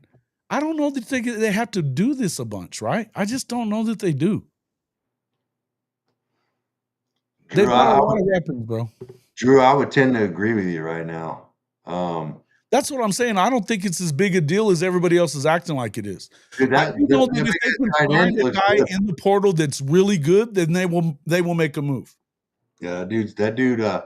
Well, the kid I was talking about earlier, the one that went to Iowa, his name's Gavin Hoffman. I couldn't remember his name, but yeah. Yeah. You know what? I saw that kid was in the portal. Yeah. And Iowa's a play. I mean, shit, even if he wasn't playing at Iowa, but there's a lot of dudes that are badass tight ends that went to Iowa. Yeah. If there's guys available, I never really understood that. Like, how does Iowa like produce such tight ends, great tight ends, but their offense is terrible? I just never really understood that. It blows my mind. Yeah. I think that Kanik is going to be. I think he's going to be really good. I think, man, he's a football player. What Neilio just said. I see Kanik having the tight end designation only in name. He'll be used all over. Yeah, I think he could be a Swiss Army knife type of guy and help you. Throwing passes. Yeah, I don't want to see that. I don't want to see that kind of stuff either. But I think that you get him the ball in space, out of the backfield, in the slot, wherever. Get him the football and see what he can do. Iowa never has good quarterbacks. They have good tight ends, though. It's tight end you, brother. No, that's what I'm saying. Like, you never know who these guys are until they go to the NFL, and all of a sudden you're like, who the fuck? Where's this dude come from? Yeah, we come from Iowa. We missed on I don't even want to bring it up. A guy from the 49ers, dude, it pisses me off every time I think about Kittle? Kittle, yeah, George Kittle. We missed on him. He was an Oklahoma guy all the way. Fucking Lincoln. Rap bastard.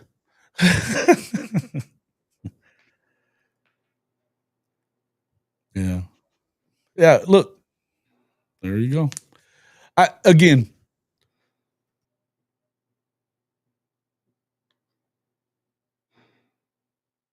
Excuse me. I had to sneeze. Yeah, look, I don't know, man. We're going to see how it goes. But I would just tell you that I don't think that you have to have. If that room doesn't really become a huge weapon for you, okay. It hasn't been for a few years. It wasn't 2 years ago when they were top 5 in the country. You know? And not for nothing, but Mark Andrews is not coming through the door. Yeah. Just is what it is.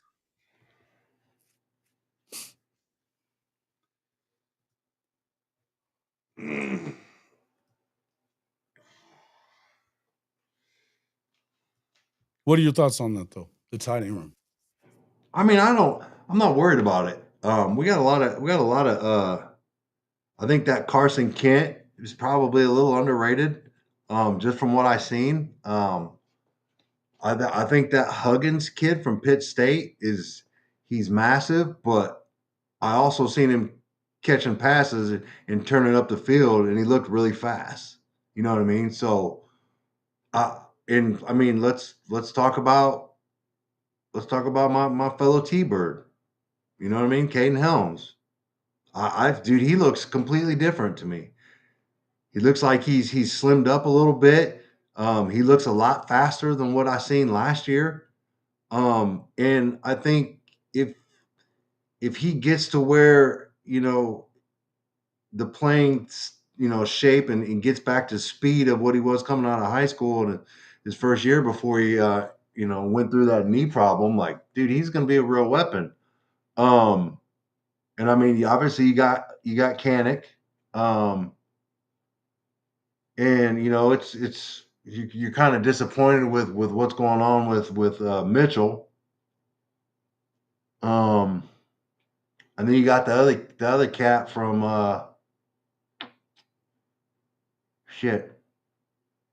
the transfer from Louisiana Tech. I can't remember his name, but I don't know. But I don't think it ain't like the year where we only had the one tight end that Dylan Gabriel threw to 2 years ago and last year. I think we're a little bit. I think we upgraded. This old edition. We got rid of the one, and I think maybe we mismanaged Bauer Sharp. I think we probably had him doing too much. Like if you just put Bauer Sharp You can't run your fucking offense through Bauer Sharp. But you could have done some things with him. Get him the ball. Just throw passes to him. Don't have him throwing passes. Don't have him running jet sweeps, not reverses. Like he had a drop or two. I get it, but like he could have been a lot better, and we could have utilized him a lot more. It felt like him and J.A. kind of had a rapport and some chemistry going on.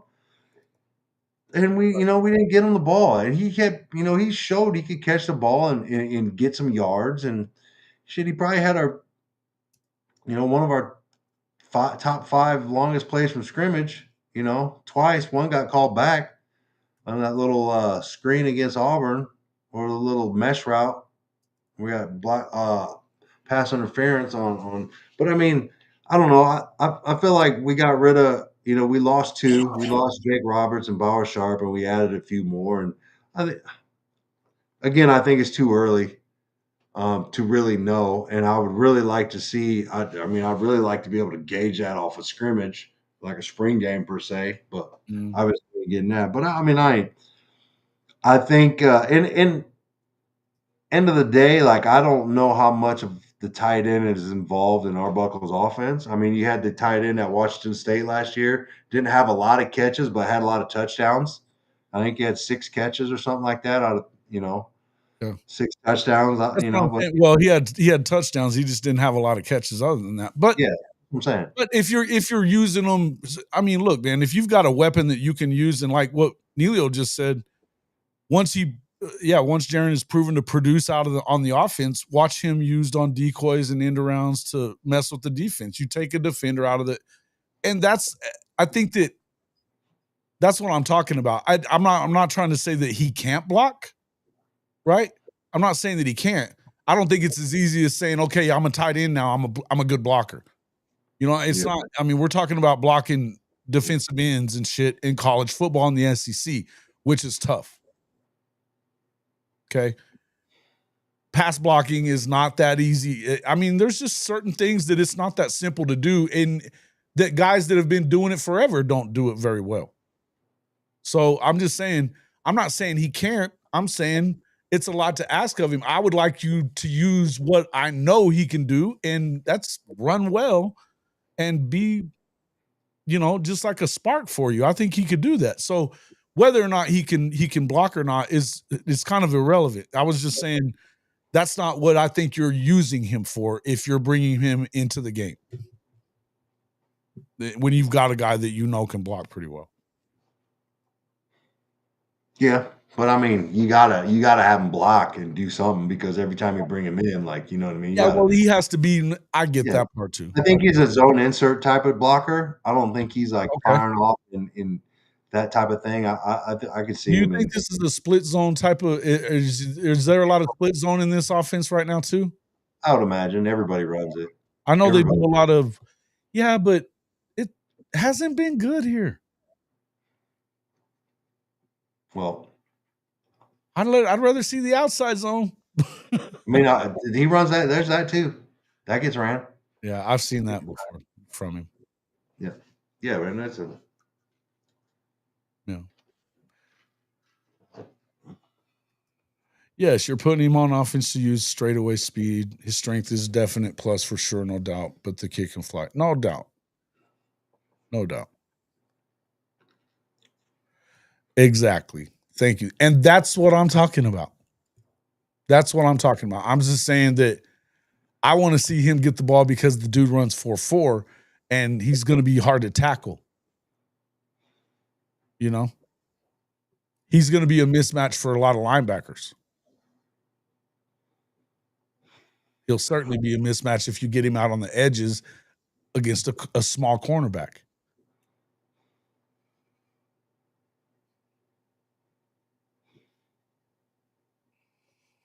I don't think it's. I don't know about that part, Logan. I don't think it's going to change a whole lot. If they go to the 9, then it'll be every other year. But they're going to have to. I think that it's going to. They'll split it up more evenly than what it is now. But I don't think it's going to be. I don't think it's going to be a lot easier. Because if they go to the 9, then that means they go to the 3 protected rivals. Then that means you're going to play everybody at least every other year. So,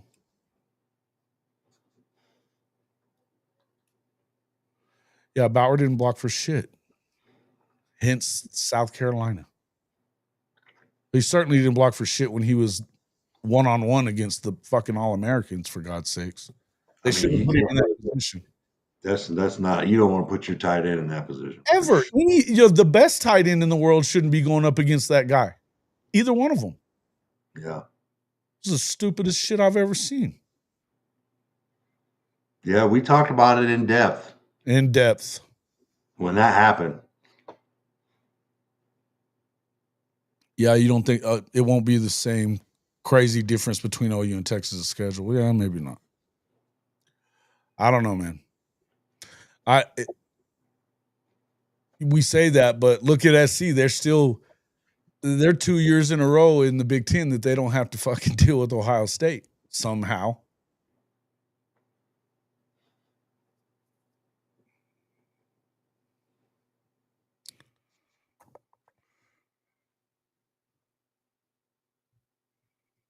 We will play Texas, and the other 2 in that scenario would be LSU, Mizzou, Arkansas. I don't know that they're not. I don't think it's going to be Alabama because Alabama's got its rivals built in already forever. I think it might be LSU, but I've been here in Florida. I think it's Mizzou, obviously Texas, and we've heard Florida from that was the original. It's Mizzou, okay? Yeah, Mizzou, yeah, or Shih Tzu, whatever. Fuck them. I hate them. I hate them. They need to beat the shit out of those guys this year. Beat the shit out of those guys. Yeah. For sure. Like behind the woodshed. Yep. Shut Drink's ass up. Oh, they're going to get hell too when they get here with all that shit he was talking about Coach Stoops after the game. He didn't say shit about BV. He was talking that shit about Stoops. That was dumb. Fuck that guy. Yeah, look, I do think I kind of wondered if I think they're trying to build up they're definitely trying to build up a natural rivalry, I think, with LSU. And they may have changed their mind on that, right? What happened in the pod system the SEC was talking about doing? I think that could come if they expand. Bro, you're being messy, Bishop Frank. Brock Bowers? Come on, man. Come on, man. Come on, man. Come on, man. You know I ain't letting you do that. Come on, Bishop. I can see Kenneth lining up as a running back. Yeah, H-back. He's an H-back. What was somebody saying up here a second ago that I saw too? Hold on.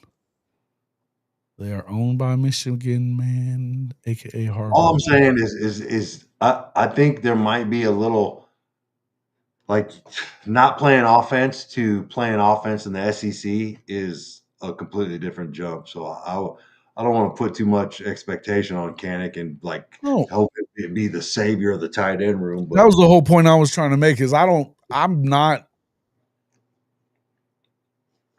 think that I don't know that you end up going from where you are right now in that tight end room to the best tight end room in the country in a couple of months.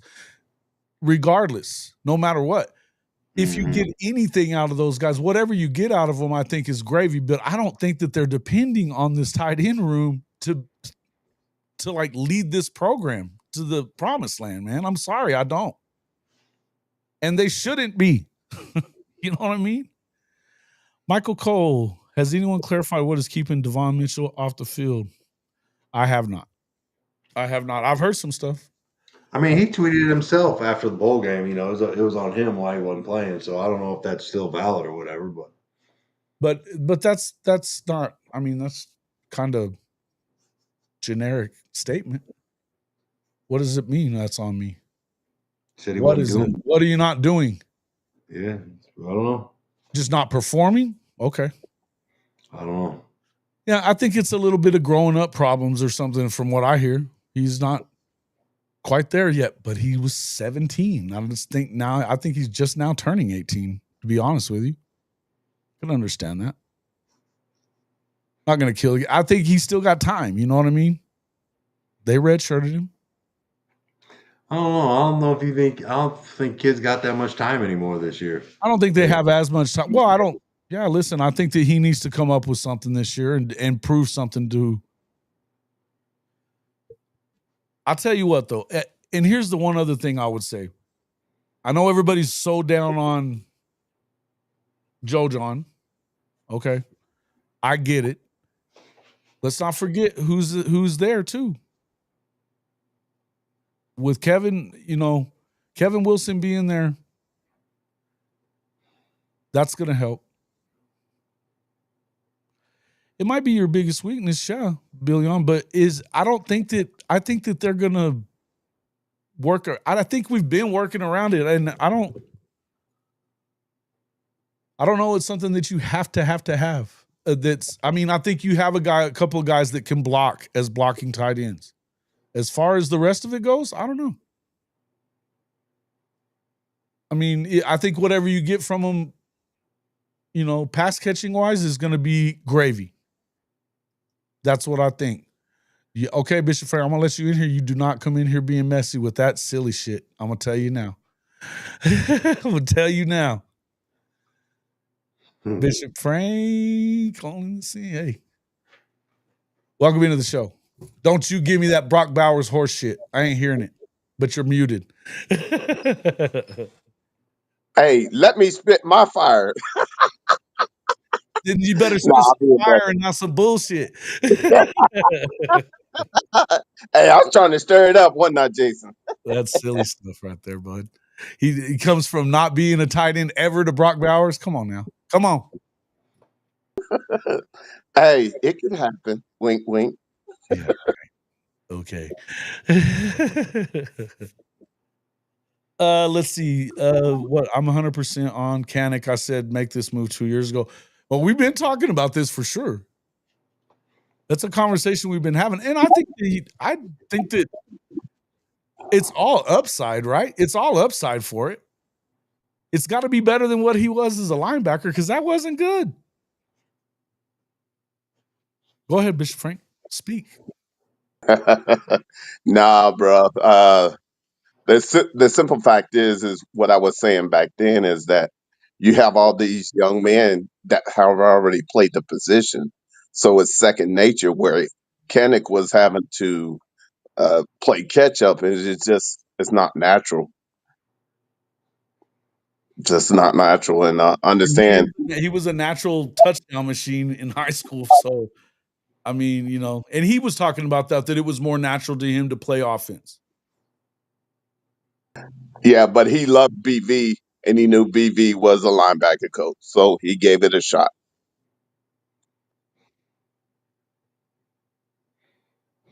Yeah, it's fair. And I think again, I don't think you have. I mean, he's got 2 years left. I don't think you have to have super high expectations for him. But I think whatever you get is gravy. But I think I see all upside here when it comes to him. I don't think that.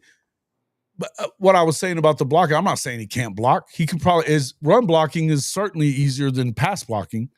You know what I mean? But I would say that learning to block all of a sudden in the SEC having high expectations as for him as a blocker, like, all the way tight end, a two-way tight end, I guess is what you'd call it. That's a lot to expect. But Jason, I will say this: with Canic's speed on the seams and the overhangs, he's going to give them fits other defenses because you're going to have to match them up with linebackers, and them linebackers better run 4.4 or faster. No, he's a matchup for freaking linebackers. He's a matchup nightmare for a linebacker. Facts. And when you do overhangs, understanding normally they're in zone, but sometimes they're in man, but more times they're in zone. That zone gets split. It might be nice to see him being able to split the defense and run to the end zone. Look what Neilio's saying. Hayes High School had to have him with the football in his hands. He was the mismatch every game. Hey, man, I watched this film. It was long touchdown after long touchdown with that cat. And the kid loves to bang. He was playing quarterback. He was just running his ass off. You know what I mean? It's shit. This is some of the best high school film I've ever watched. Just fun to watch. You know what I mean? Like, it's not, you're like, dude, this guy's a fucking problem. But once again, our offense is going to be perfect in cahoots with our defense because our defense is going to be nasty. Mm-hmm. I'm telling y'all now, the type of iron sharpen iron that they're getting on one-on-ones, it's about to be on and popping. And Let's talk about that. Go ahead. Let's talk. No, I'm glad you're bringing that up because that's where I started to say it a little while ago. People were talking. There's a guy that was. He said you're not getting much out of that. You can't tell anything from what's going on in one-on-ones and all this. And I was like, bro, yes, you can. That's where you toughen up. That's where your technique gets better. I mean, we know for sure that O-line is all about being. They got to mesh together. It's a team thing right there. It's a unit. The unit gets judged by what they do completely, right? Yeah, I think he's still. Yeah, absolutely. What do you think, big dog? But what I'm getting at is that the one-on-one stuff. I mean, what we know is last year it wasn't looking like this. They were getting demolished. They weren't showing them a bunch in one-on-ones like that against the line.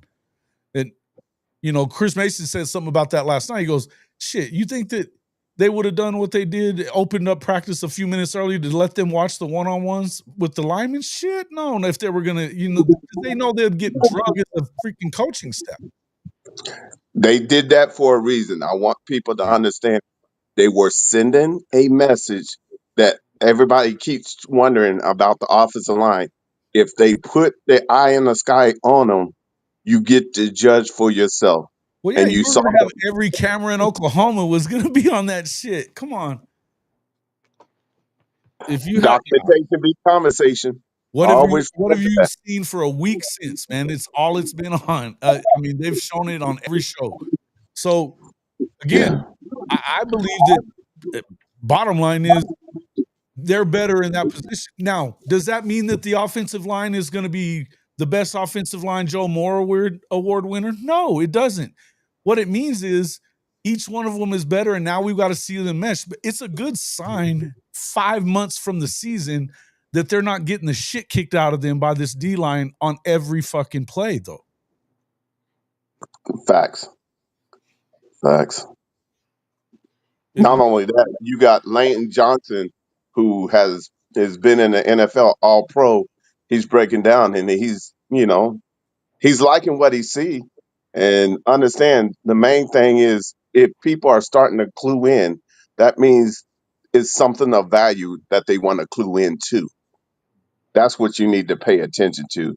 They realize that it's not like last year, so this year is a little different, and all those receipts gonna be coming due soon.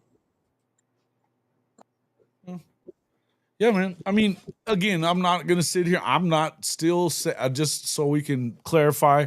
I'm not telling you Oklahoma's going to win the national championship this year. I'm not doing it. I'm not sitting here saying they're going to go win 11 games and go win in the Natty. I'm not.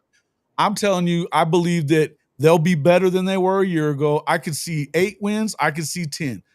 We'll see how it goes. I think that you have to have some things happen right for you with this kind of a schedule for you to make it go that far, right? Period.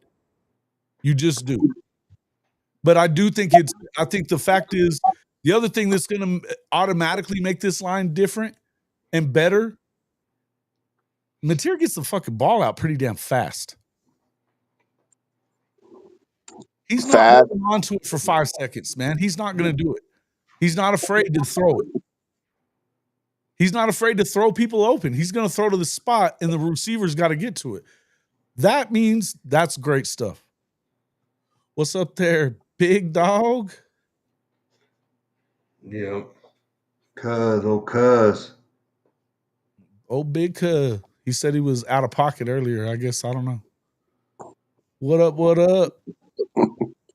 but yeah, I just know this, gentlemen.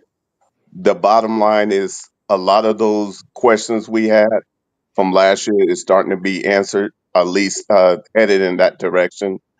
We still got a lot of work to go, but I see some great lab work being done where iron sharpens iron. So with that, you always have a better chance. And then with Mateers, he's cerebral. When I say he has a command of this offense, he has a command of this offense. And he knows exactly what play, what measure, what down and distance. When you have someone like that, that's a very special thing to have.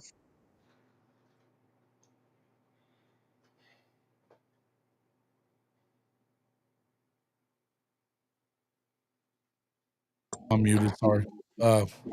No, I agree with you, and I'll tell you this. I think it was Sooner. I forget which. It's same from yesterday. He was doing it too. Sooner Freak. He was talking about. He keeps bringing up, Michael Hawkins being a Heisman guy or whatever. I've been saying it. I'm not saying that has to be this year. I'm saying that I feel good about who you have there if something were to go wrong. I don't think that it's all on material. I think we'd love to see Michael get his red shirt back. That'd be great. But if something were to happen, if the worst happens, I think that you've got a better situation now that he had 9 months with this dude going into the season to get developed, and along with the other quarterback coach, they're doing good things. And you're hearing good things. Help, Big Bo, you were talking about Hawkins and how he looked when you were out there. Don't fucking the real deal, bro. Like, He is a fucking real you're deal. gonna be the real deal. Like I don't know what. Like There's no question in my mind about that either. But I just think that I know a lot of people do have that question. I'm telling you, I don't. I think if I believe in anything about the offense, if you I don't believe believe that dude can Michael ball. Hawkins, if you don't believe Michael Hawkins is going to be a great quarterback, you need to go to the optometrist right now. Learn And football. not even that. Do you need your eyes checked? Because I don't know what you're watching. Or I don't even know if you can see what you're watching because Michael Hawkins is different. Facts. Documentation, big conversation. And all he's doing now is gaining more confidence behind Mateer because starting to see it. And he can see what the total offense looks like and he can imagine himself in it. That's a bad man. Yeah. What does he do if Mateer stays 2 years? What did Kyler do when Baker stayed another year?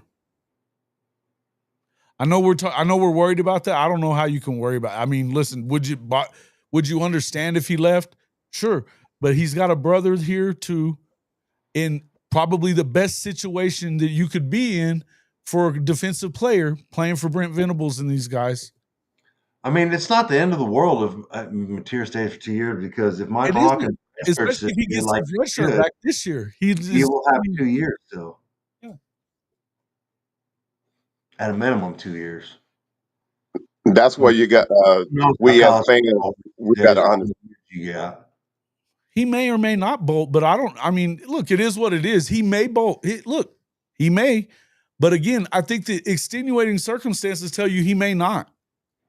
I think that what they're looking at right now, they believe that they're probably going to redshirt this year. They're hoping that they get to, I think that they're okay with taking that redshirt year if he's going to get an, and even if you lost another year, if he feels like he's going to get a shot and I think a lot of it's going to depend on Arbuckle. That's what I think. Does Arbuckle like him? He says he does, publicly anyway. But you know how these coordinators are. It could change. But I'm telling you that if he's got a brain in his head, you should want Michael Hawkins.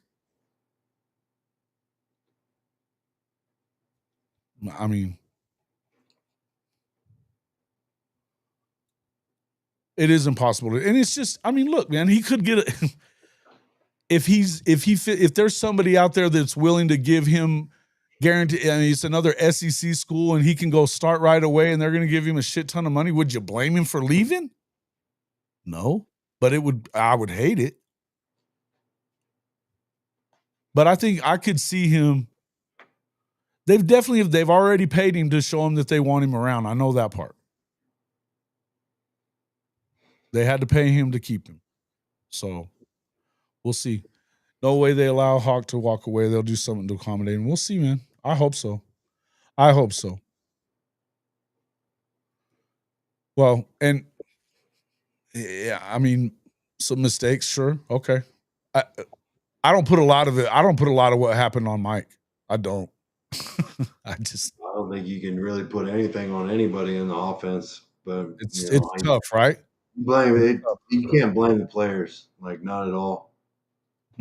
I think it was a really tough situation. Yeah. And I remember us talking about it at the Red River game, right, Mike? You know, like this fuck guy's got to go. I said it. I was like, this motherfucker got to go. Yeah. Yep. You hold him to 16 yards in the first quarter and you get nothing. Yeah. It's not good. Pretty obvious, man. It's pretty obvious. Yeah. Yeah, it wasn't hard to see. Check it. Hold on. Yeah, man, I'm out. Check it out. We got the big cuz. We've almost been going for 2 hours already. Golly. Whoa, Bishop Frank. Back it off there a little bit, bruh. What's up there, big cuz? Man, what it do, bruh? What up, cuz? Oh, man. What up, cuz? I'm trying to be, I'm on here messing around with Jason and y'all. I'm trying to be productive today. I was about to pull the boat out, get the boat ready to go. I'm about to get my RV, take that out and get it uncovered, ready for use. I done wasted 2 hours of my day. I was trying to get to the gym. I don't waste 2 hours. What the fuck are you talking about wasting? I'd take offense to that shit. Hey. You got to come in here and hear me talk shit. I've been in the gym now, man. I'm trying to get it on, trying to get my swole on, trying to get back down to pimp size, as my old football coach used to say. Yeah. Trying to get it down, bro. I know. I got to get ready. I'm taking Cam turkey hunting this afternoon when he gets off of school. I'm trying, I got to get ready. I'm gonna hit the trip back myself. No, I ain't leaving you, but I ain't finna be on here too much. It's about noon. This mother got to go, man. That's what Neilio said. This mother got to go, man. I woke up this morning or last night. I was like, I'm finna do this. I'm finna get this shit done. I don't know what time I got up, about 6 this morning.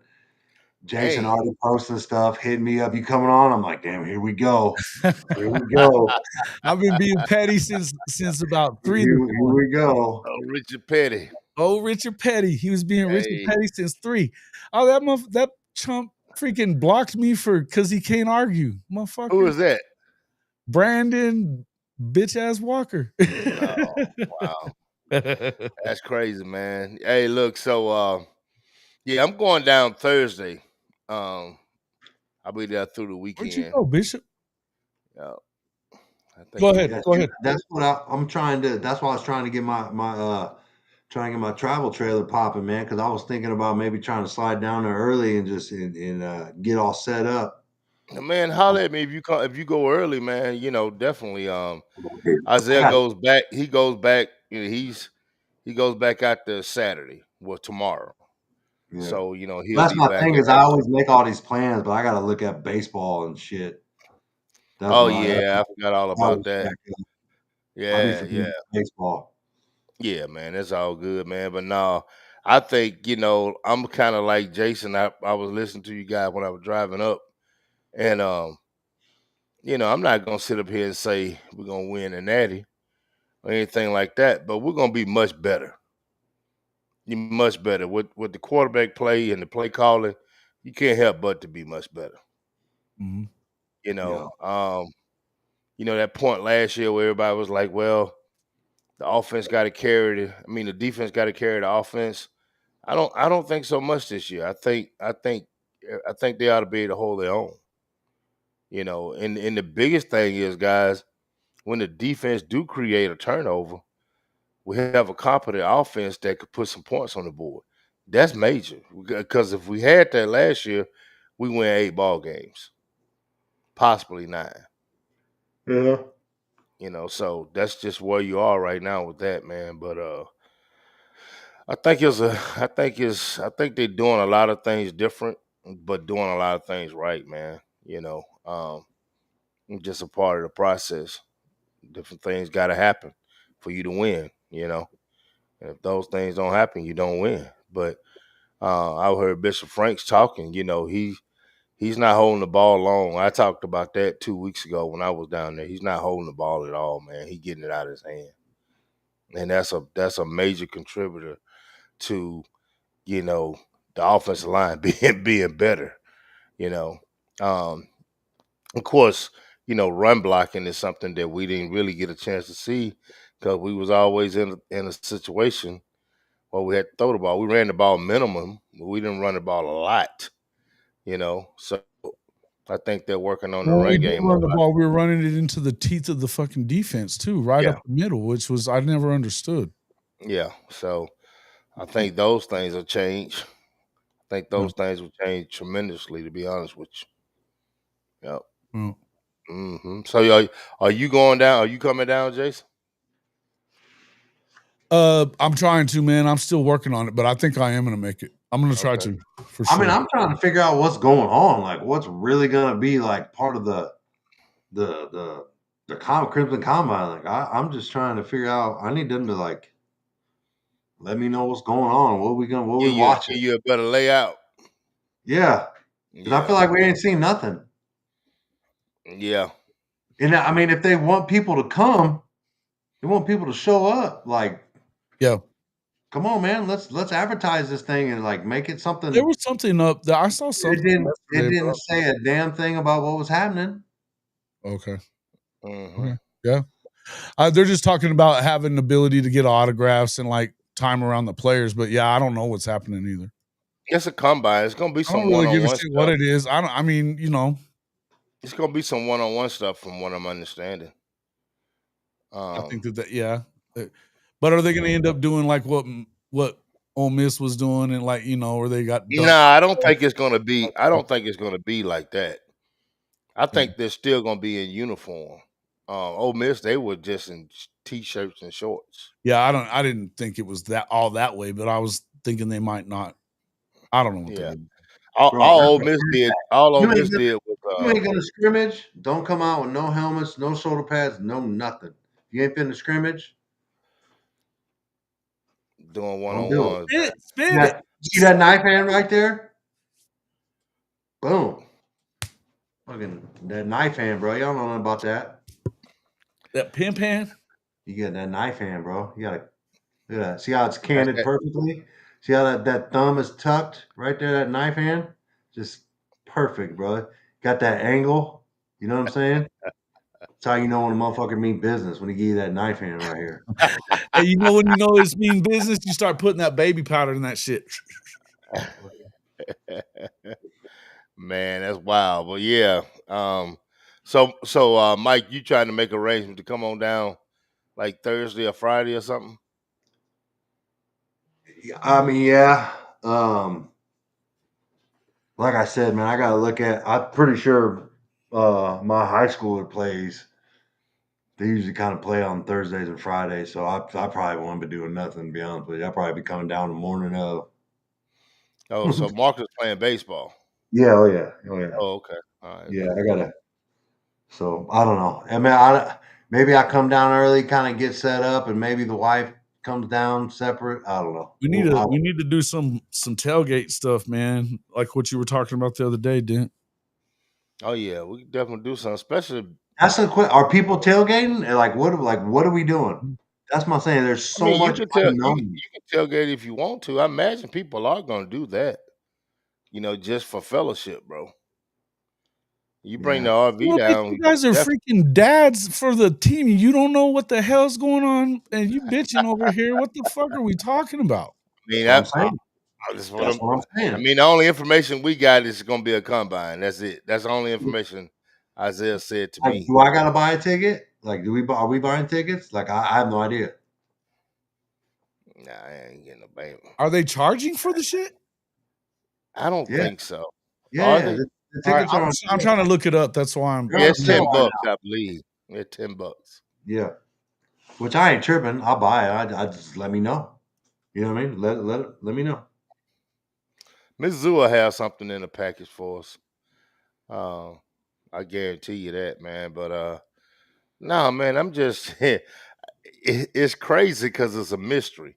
It would be funny they show up and do a scrimmage and people like, oh, okay, they did one. They might be trying to hide something. I don't know, man. I don't have a clue. I don't have the slightest idea of what it could be. Yep, Being honest with you, yep. all Isaiah told me was a combine, and I run combines, and I'm like, okay, all right, that don't make a whole lot to me, but okay. Maybe they're just using the word. I don't know, but I know a combine. So it says they're going to do drills for designed for each group. They've got position groups consisting of offensive and defensive linemen, linebackers, and DBs, and quarterbacks, running backs, receivers, tight ends will complete a series of drills designed for each group. After drills completion around 2, the field will open to fans for party in the palace, while players sign autographs on the south end of the field for fans in the stands. Interactive inflatables, the Jordan Brand shoebox retail shop, and beer garden will be offered activities for fans of all ages. Hey, the beer garden sounds good. What? A beer garden. No, what'd you say? Jordan Brand? I heard that. A Jordan Brand shoebox retail shop and a beer garden will offer activities for fans of all ages. So you'll be able to buy some of the Jordans there. That's what you're saying. That's what it sounds like. That's what it says. Yeah, a retail shop. So yeah. Additionally, the Sooner Schooner, Big Red Rocket, and select trophies will be on display for fan folks.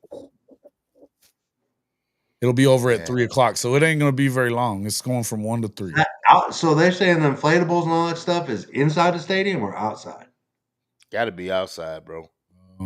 Hold on. No.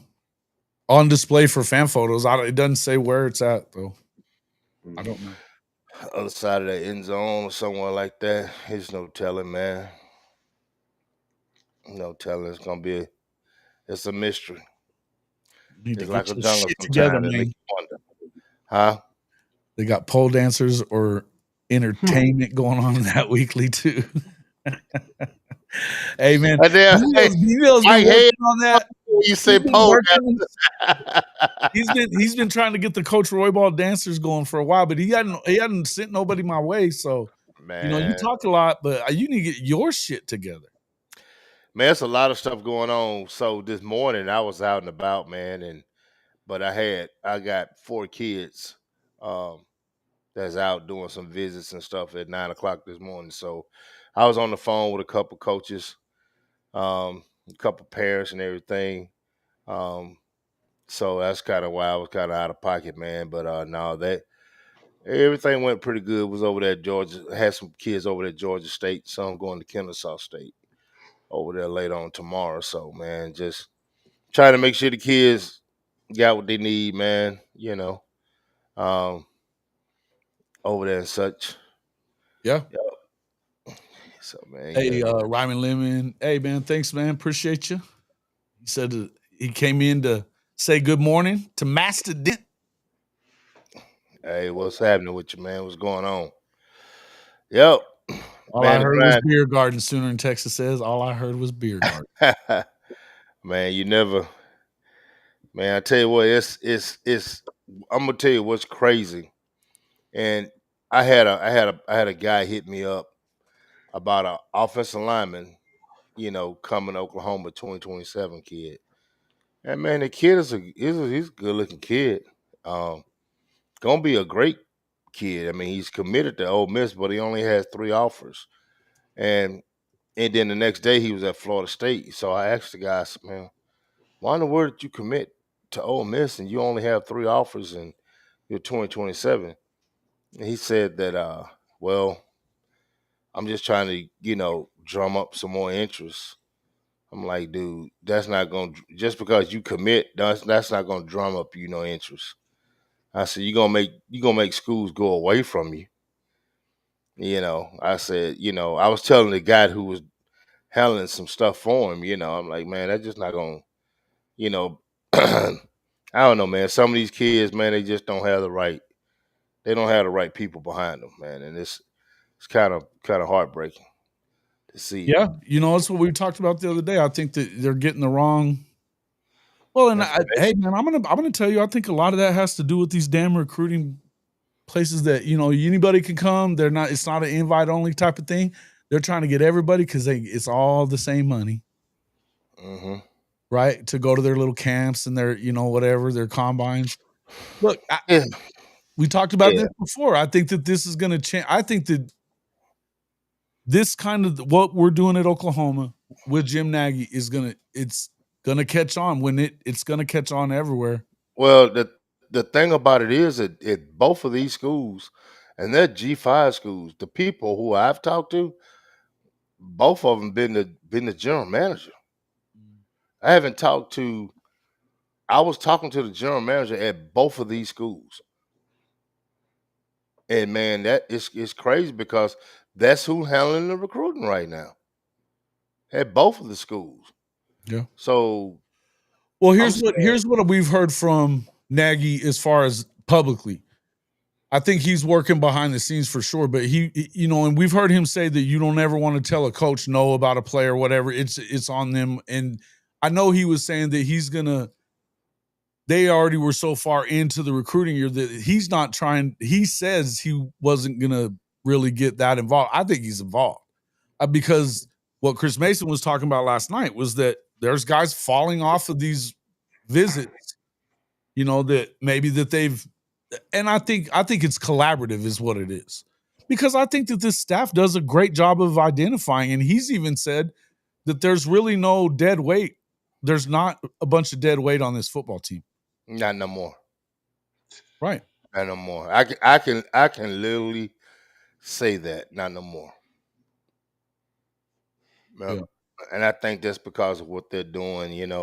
Um, it's professional. I mean, it's man, it's kind of what is expected of a general manager. And I'm seeing this across the board, guys. I ain't just talking about like just right here. I'm seeing it at other schools. No, These no. general managers are doing a lot. Well, they didn't. I don't think they hired this dude to just fucking go sit in the damn office and not do shit, but watch film. Yeah. I think they want his expertise, man. I would think, right? I mean, Look like you struggling over there, Mike. What you got going on? What No, you I'm trying to like not bust yeah, out I laughing know at the exactly what you're comments right talking now. about. Yeah. The comments are getting after. File that as some shit you never thought you'd see in the comment section. Well, Hold on, let me blow this song on up so I can see some Golly. of this great. yeah, that was some funny Oh shit. man, that's wild. Sorry, man. I had to pull your chain. I'm not a midget.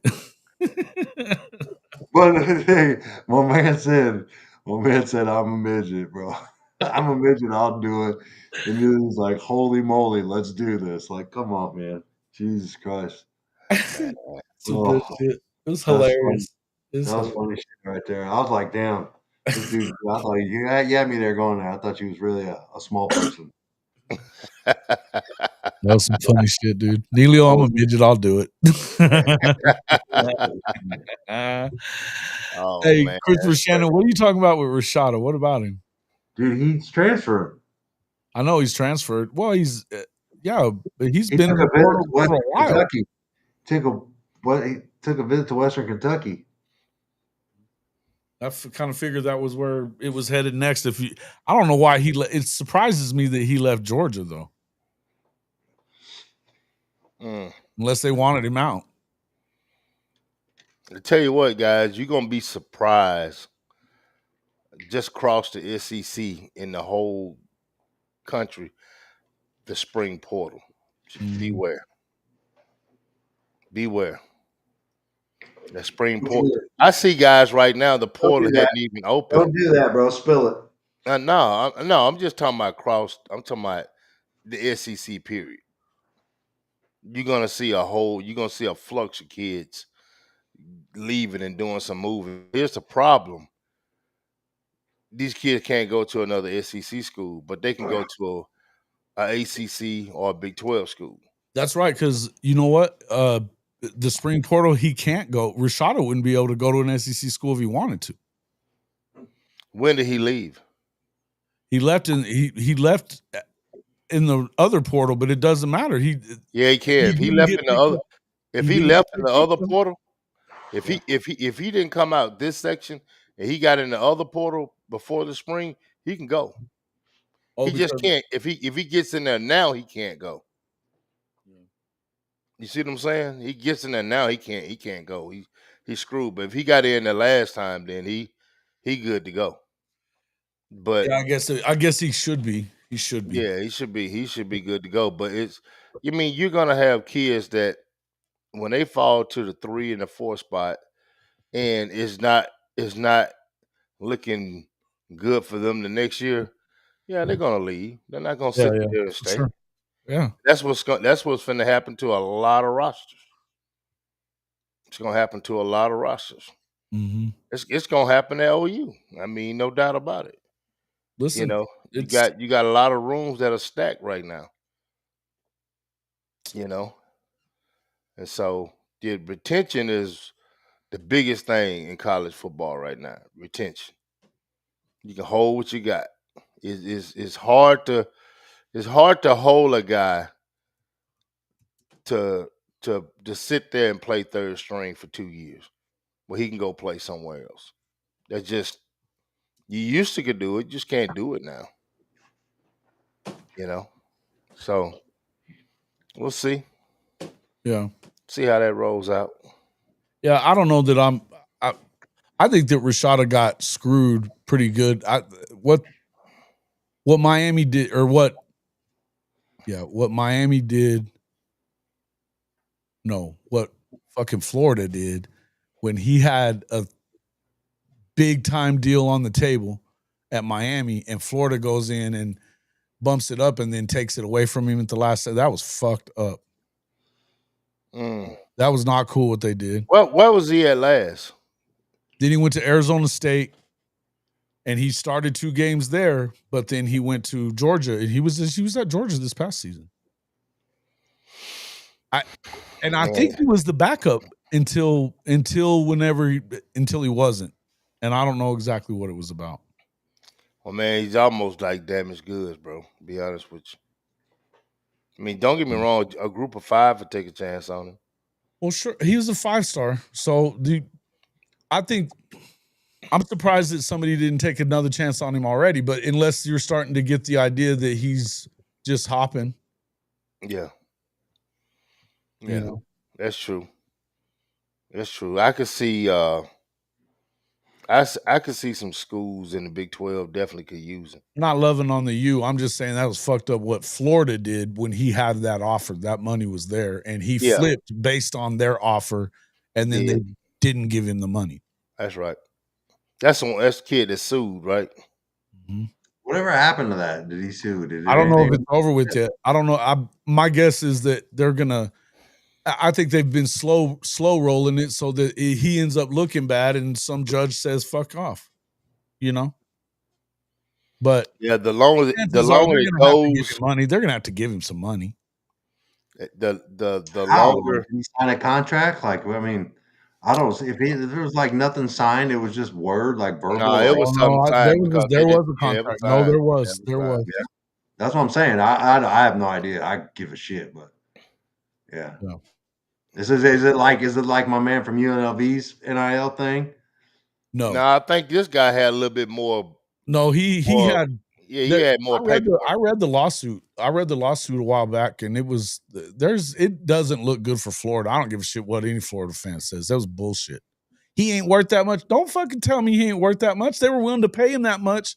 Yeah. They were willing to pay him right about that much at Miami, and y'all fucking upped it and then pulled it out from under him. That's chicken shit. No two ways around it. Mm-hmm. That's true. You don't do that, man. You don't do And that. apparently Billy was involved in some of it too. So, or according to Rashada. So, yeah. It didn't look good. It didn't look good to me. And I mean, I'm not just sitting here being a hater on Florida, although fuck Florida. But you know, it's not really about that. It was more. I think it was messed up. And again, I'm gonna be the guy that's pro kids on this shit, anyways. Mm-hmm. And the mess has been made, has not been made by these damn athletes. I don't want to hear about how they're greedy and assholes and all that. I don't want to hear all that shit. Yeah. Well, we'll see. And that's, man, when you do something, when the courts decide on, right or left or right or wrong, that's gonna be a big deal right there, bro. Mm-hmm. That's gonna change a little bit of the landscape. You could probably settle it for $7 or $8 million or something like that, or maybe even a little less. But I mean, you're gonna have to kick some cash to him. You shouldn't have done that. Yeah, that's true. Yeah. How much were they supposed to give him? $12 million or some shit like that, and he was gonna get 10 at Miami. They need to give him all 12. They had a contract. I mean, if he wants to be, if he wants to be be hard about it and not ever settle, then yeah. I mean, I would fight it for as long as, the NCAA made the mess. Yep. Along with every conference and every damn conference president and they've screwed it all up. They've screwed it all up.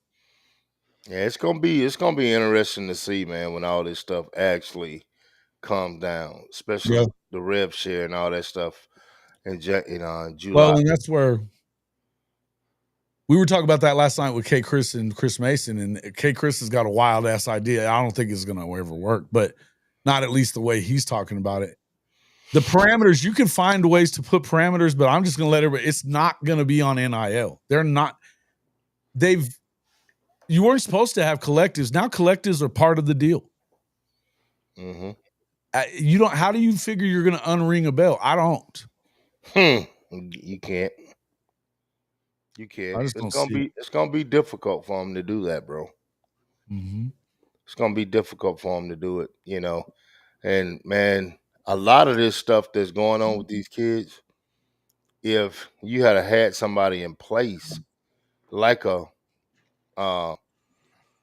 general manager, I think some of this stuff wouldn't even. Well, it's just they didn't plan for any of this shit to happen. They acted like there was no way they were going to lose that lawsuit with Ed O'Bannon. It'd been going on for 10 years. If it wasn't going to work, why would it have lasted that long? I mean, you know what I mean? That was just silly shit. And then that's after 10 years of knowing that this lawsuit's on the books. That's what you came up with, was just to throw NIL at it. You did that. I was just talking to a friend of mine, his son, which he's coaching now in college. Yeah. He's finna get $1,500 for the next 10 years. He's part of that lawsuit where they going back and getting those guys. Oh yeah. And he played. The House versus NCAA. Yeah, he started his junior, senior, and his super senior year, and played 10+ games every year. And his share came out to be a little over $1,500 a month. Dude, that shit that could pay some bills for 10 years. Man, I mean, You extra know, $1,500 is extra $1,500. $1,500 is $1,500. I don't care how you look at it, bro. What's that? Bro, It's like your boy ain't getting no cash from playing in college, bro. None. What year did you come out? Shit, my last year was 01. Oh yeah, you like Yeah, me. they didn't get nothing, bro. Nah. Now I had some of that. I was a part of that college deal with the concussion thing, but man, they sent me a check for $8.34. I ain't even cashed the damn thing, bro. put that motherfucker in a drawer somewhere. Hey, I think the it was junk almost drawer. $8.34, bro. Golly. After they got through taking the lawyer fees and all that stuff out Oh of it, yeah. it was originally, it wasn't much. I think it was like 15,000 or whatever it was. Dude, when they got through taking fees and lawyers and court and all that, $8. $8. Well, you went hey, that could have been a couple 40s back in the day. Man, what shit. Couple Trying to tell you. 40s. You could have played Edward 40 hands for that. Hey, look. Hey Doggone man, Coke little 45. little 8-ball. Coke Oh, Did yeah. did y'all ever do that in college?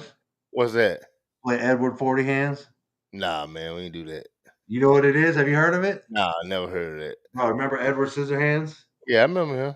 Yeah. So you take two 40s and you tape them to your hands, right? So you got to drink both 40s before you use the bathroom. You know what I mean? Oh shit, that would have been You easy. never did that? Back in the That'd have been day, easy maybe, back in but the you ain't day. doing that shit now. Nah, that would have been easy back in the day. Yeah. In Louisiana, we used to go across the line. Well, Alcorn State is sitting right on the Louisiana line. We used to go across there and get the 64 ounces of OE Yeah. and see who could drink that song on without putting it down. Oh, yeah, dude. Crazy. Just Yeah, stupid. did you ever drink St. Ides? Oh, yeah. Oh yeah. Oh, that shit was It's better than the OE for sure. yeah. Oh, I yeah. thought Oh, St. hell Ides was yeah. the worst, dude. I OE thought was tasted like was- ass, man. dude, It's that shit terrible. was terrible. Terrible. Because I pissed all over myself in that game, yeah. Man, look, It's what it's designed to do. It's either designed to make you piss yourself or puke on yourself. One of the two. Yeah, for sure. Hey, I seen a dude crush that. Like, didn't even like just 240 straight to the dome. It was dude. good. It was Some good. big bastards though that you talking about dudes that were probably monsters too, huh? Yeah. I mean, I was about 255 in dude. college. And man, I could drink. And the thing about it is, guys, I've never been a beer drinker. Just man, I'm gonna go get me a case. And never been that guy.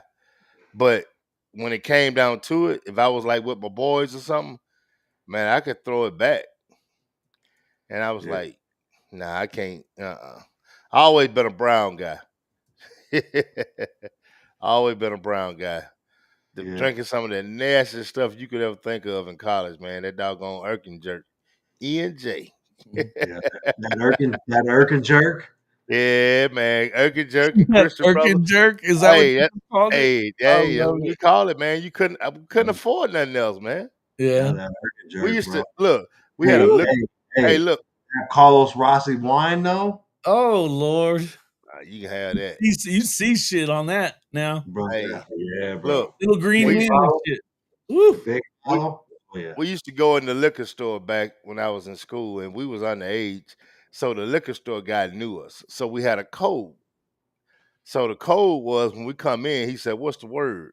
We said Thunderbird. He said, "What's the price?" He said 59 cents twice. Bro, look. You What knew the kind of code, you can get it, baby. what kind Hey, of we shit is should, that? hey, we should take that Thunderbird, bro, and the Everclear Woo. and fruit, and we mix all that stuff up, man. Make a punch, go down to the park, get away. Bro. Hey, so You the used to call it hunch punch back in the day, Everclear bro. Everclear would fuck you up.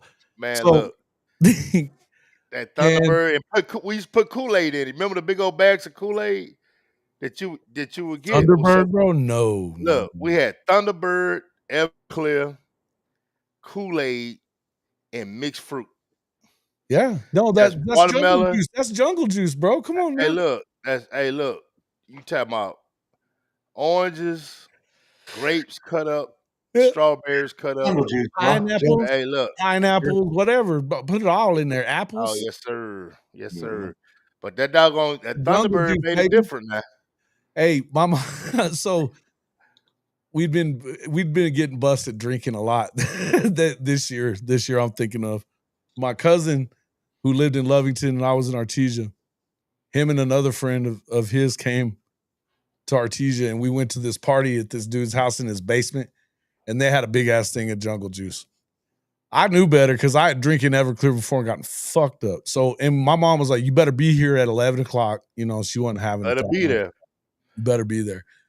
We're coming up to the fucking door, and I'm telling my cousin, "Hey, Kirby, don't fucking just settle down." And he was drunk. We knew he was. As soon as the door opened, my mom was like, "Y'all been drinking?" I was like, "Nah." And I walk in.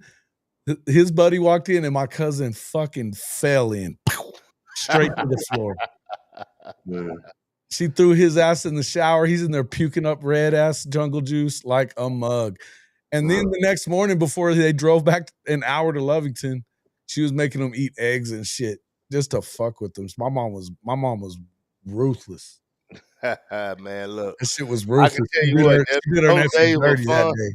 Those days were fun, but I'm glad they over with. You couldn't get me. You couldn't get the stuff I drank when I was in my early 20s. There's nowhere in the world you can even get me to even look at it now. Matter of fact, I don't drink that much now in it at all. I got a nice little stash, but man, I don't really don't do a That's whole what I lot. never understood. I never understood how people could keep a bar in their house, right? And just like have all kind of liquor and stuff sitting up there. You know what I mean? That's me. I wouldn't be able to And, do and that. I don't drink. If it's there, I'm finna drink it. You know what I mean? I Man, just look, never understood that. It's hey, never bruh, I got all kind of bourbon up there, man. Been sitting up there for years. I hadn't yeah. drunk at all. I hadn't. Some I hadn't even twisted the top on. You know, That's what I'm saying. I don't understand. just to have, man. Just to have, The bro. big mouse, Neilio brought up the Mickey's Mickey. big mouse. That was, You can have that too. yeah. Those are That better and, because those are better. They stay cold, man. You know I what I used to mean? like that Bud Ice back in the day, bro. That Bud Ice. Bud Ice, hey man, Natty Light. The Natty Light was cheap. We get a shit ton of that for oh, nothing. natural light. Oh yeah, that was the drink. Yeah, yeah. The Yeah, Natty, baby, the Natty. Yeah, that was the drink right there. That was cheaper I than mean, Natty anything. that's what we drinking, JC. We drink that Bush Light, bro. Them Bush lattes. Bush Light. I mean, Hey man, my buddy, Bush You, lattes. That's the you can official. have that, bro. my homie City Gunderson, man. When Baseball. up until he quit drinking, he was already in his 40s by then, I think, or almost. He was drinking that shitty ass Bush Light. He's like a Coors Light guy, but he went to the Bush. That fucker killed a 30-pack of Keystone. He was on the Keystones. Keystone, yeah. Hey, don't they? The Bush Light, man. Official drink at Junction City football. Bush lattes. Believe that. Hey, you know when I was in the military, we drank whatever was cold there too, man. The Milwaukee's Best or whatever. Oh man, golly, how you The Bat Blue and shit like that. That shit will fuck you. That Canadian beer, hell yeah. man? I thought drinking Mad Dog was something. You talking about drinking some Mad Dog, bro. That was for the chicks, but it would get you messed up. dog? That Mad Dog. strawberry. What was it? banana red, Banana man. red, yes, of course. Banana Banana red. strawberry. That was the lit. That was But the lit. what was the wine? It was Boone's Farm. Yeah, Bone Farm. They still sell that, I believe. Yeah. I wouldn't know. Like I said, I don't That's indulge. that's I how don't you know indulge you're old. like I Hey, used to. that's how you know you're old when these kids are making TikToks about drinking Mad Dog 2020. You ever seen them shits? No. No, man. Nah, never seen it. It's Yep. crazy. Yep. Yeah, They but don't know, yeah, bro. The old Keystones, Jimmy says. Mad Dog is so we had basketball practice in the mornings in the wintertime, obviously. Early morning. So we'd be in there at like 5 o'clock. Well, my homie that I used to pick him up every day, and I didn't even know, but we had a bottle of the banana red under the seat in my car, under the passenger seat. He pulled it out. We were sitting there waiting for class, and we mashed that whole fucking thing. And it was because it was cold. It was real cold. Snow on the ground and shit. yeah, I needed some antifreeze. We mashed that shit out, and so fast that you weren't drunk yet. Then we come out after first period back to the car. We were both fucking stumbling, fucked up. Oh, y'all need to be It was suspended. the worst.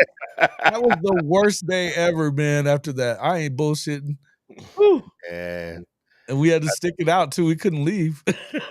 man, I tell you what, I did some crazy stuff. I'm just glad there was no I don't know how cell we lived phone, through a man. damn thing we did in high school. I'm just gonna tell you that how we lived through all that shit, I'll never know.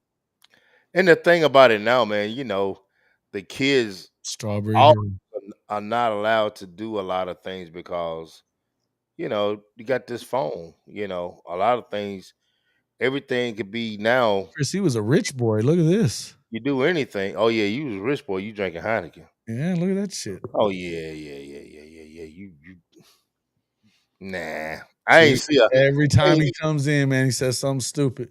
Who is that now? Chrissy, I'm just fucking. Oh with yeah, man. I didn't see a Heineken until I was grown. Mm. Yeah, I ain't see that. Any IPA drinkers in here? I'm not a big drinker at all anymore, to be honest with you. I hardly drink anymore. I did all that stuff. Gen X, man. You got to be Gen X for sure. I left all that stuff down at Alcorn State, man. Hey, look at this, man. We're getting a lot of interaction with this conversation. I'm trying to get Marcus faded out at the tailgate, but he always want to not come out there. Yeah. So what now? Marcus decided to slide out on me after the walk the little walk before the game. We'd go over to the tailgate. You know what I'm saying? Hey man, Westman's tailgates were pretty dope, weren't they? Marcus be sliding, going in the stadium and buying beer. Man, look at him. My dog. Hey, they had it hooked up. They had it hooked up at Stutzman's. Oh, yeah, he put it on, man. Yeah, he put it on for sure. Okay, now, man, shoot, what was we at? It was hot as I don't know what, and the beer was the only thing that was gonna do it for me. We was somewhere, Mike. What were we at? What we at? I was feeling like shit when that game started because it was so hot before. We was at Ole Miss one with Mike. It was hot. It wasn't that bad at Ole Miss, man. It wasn't that bad. It was a nice day. It was a nice day. There was one where I was like, come on, man, we going to this thing. And I turned around and he was gone. I finally called you. He's like, man, I had to go inside, get a beer, a nice cold beer. It was one of them games. It might have been a Tennessee game, man. Hey, at that Tennessee game, I was going to meet these guys at the damn tailgate, and Coop had gotten a hold of me. He was like, hey, go over here to Stutzman's and all that. Mm-hmm. And so I had to park way down there, but I walked, and it was hotter than shit. And by the time I got there, and then I went in and had like a couple of beers, and I didn't have a full stomach yet. I started feeling bad, sweating and shit. Woo. Well, we're gonna get Biggin in the middle right there to get his tailgate permit. Yeah, we need to do it. We need to do it. Mm-hmm. They need to allow the RVs to move closer to the. That's what I liked about LSU, bro. The RVs was right there. Oh, they was right there on you. They was right there, dude. I'm like, yeah. Like that parking lot. Auburn was the shit too, though. They had an awesome deal where you could do it from Thursday on. Yeah, for sure. Yeah, it's like that at Ole Miss and State They got too. Friday mornings is when you Friday. can set up. Friday mornings is when you can set up. Yeah, it was hotter than shit at Tennessee game. No So doubt. how far is the RV from the stadium, Oh, Mike? it's down at the Lloyd Noble Center, the basketball thing. Oh yeah. Oh Yeah, yeah, it's that's not right. that far, but it's a Like, way. remember where you used to park like when Yeah, you come on visits, and yeah, they would have the golf carts and slide you yeah. down there? That's where it's at. I didn't know that. Yeah. That's a good I little mean, but bit. don't get me wrong, bro. It was popping down there. Well, the one time I went down there after a game, like, it was still bumping down there when we Mm. drove out. That's the only way to go, dude, is to do the tailgating thing, man. Yeah, we're And gonna have to get. RV stuff is much better, man, because you got AC and all that. But Stutzman and then did it. They did it right. Yeah, but they got they got the nice tents. They got the like the They had it not hooked just up like a regular month. pop ups. They got like the industrial like like event type tents. Mhm. So I mean, it was cool. It was Yeah. fun, man. It was fun. Yeah. Mm.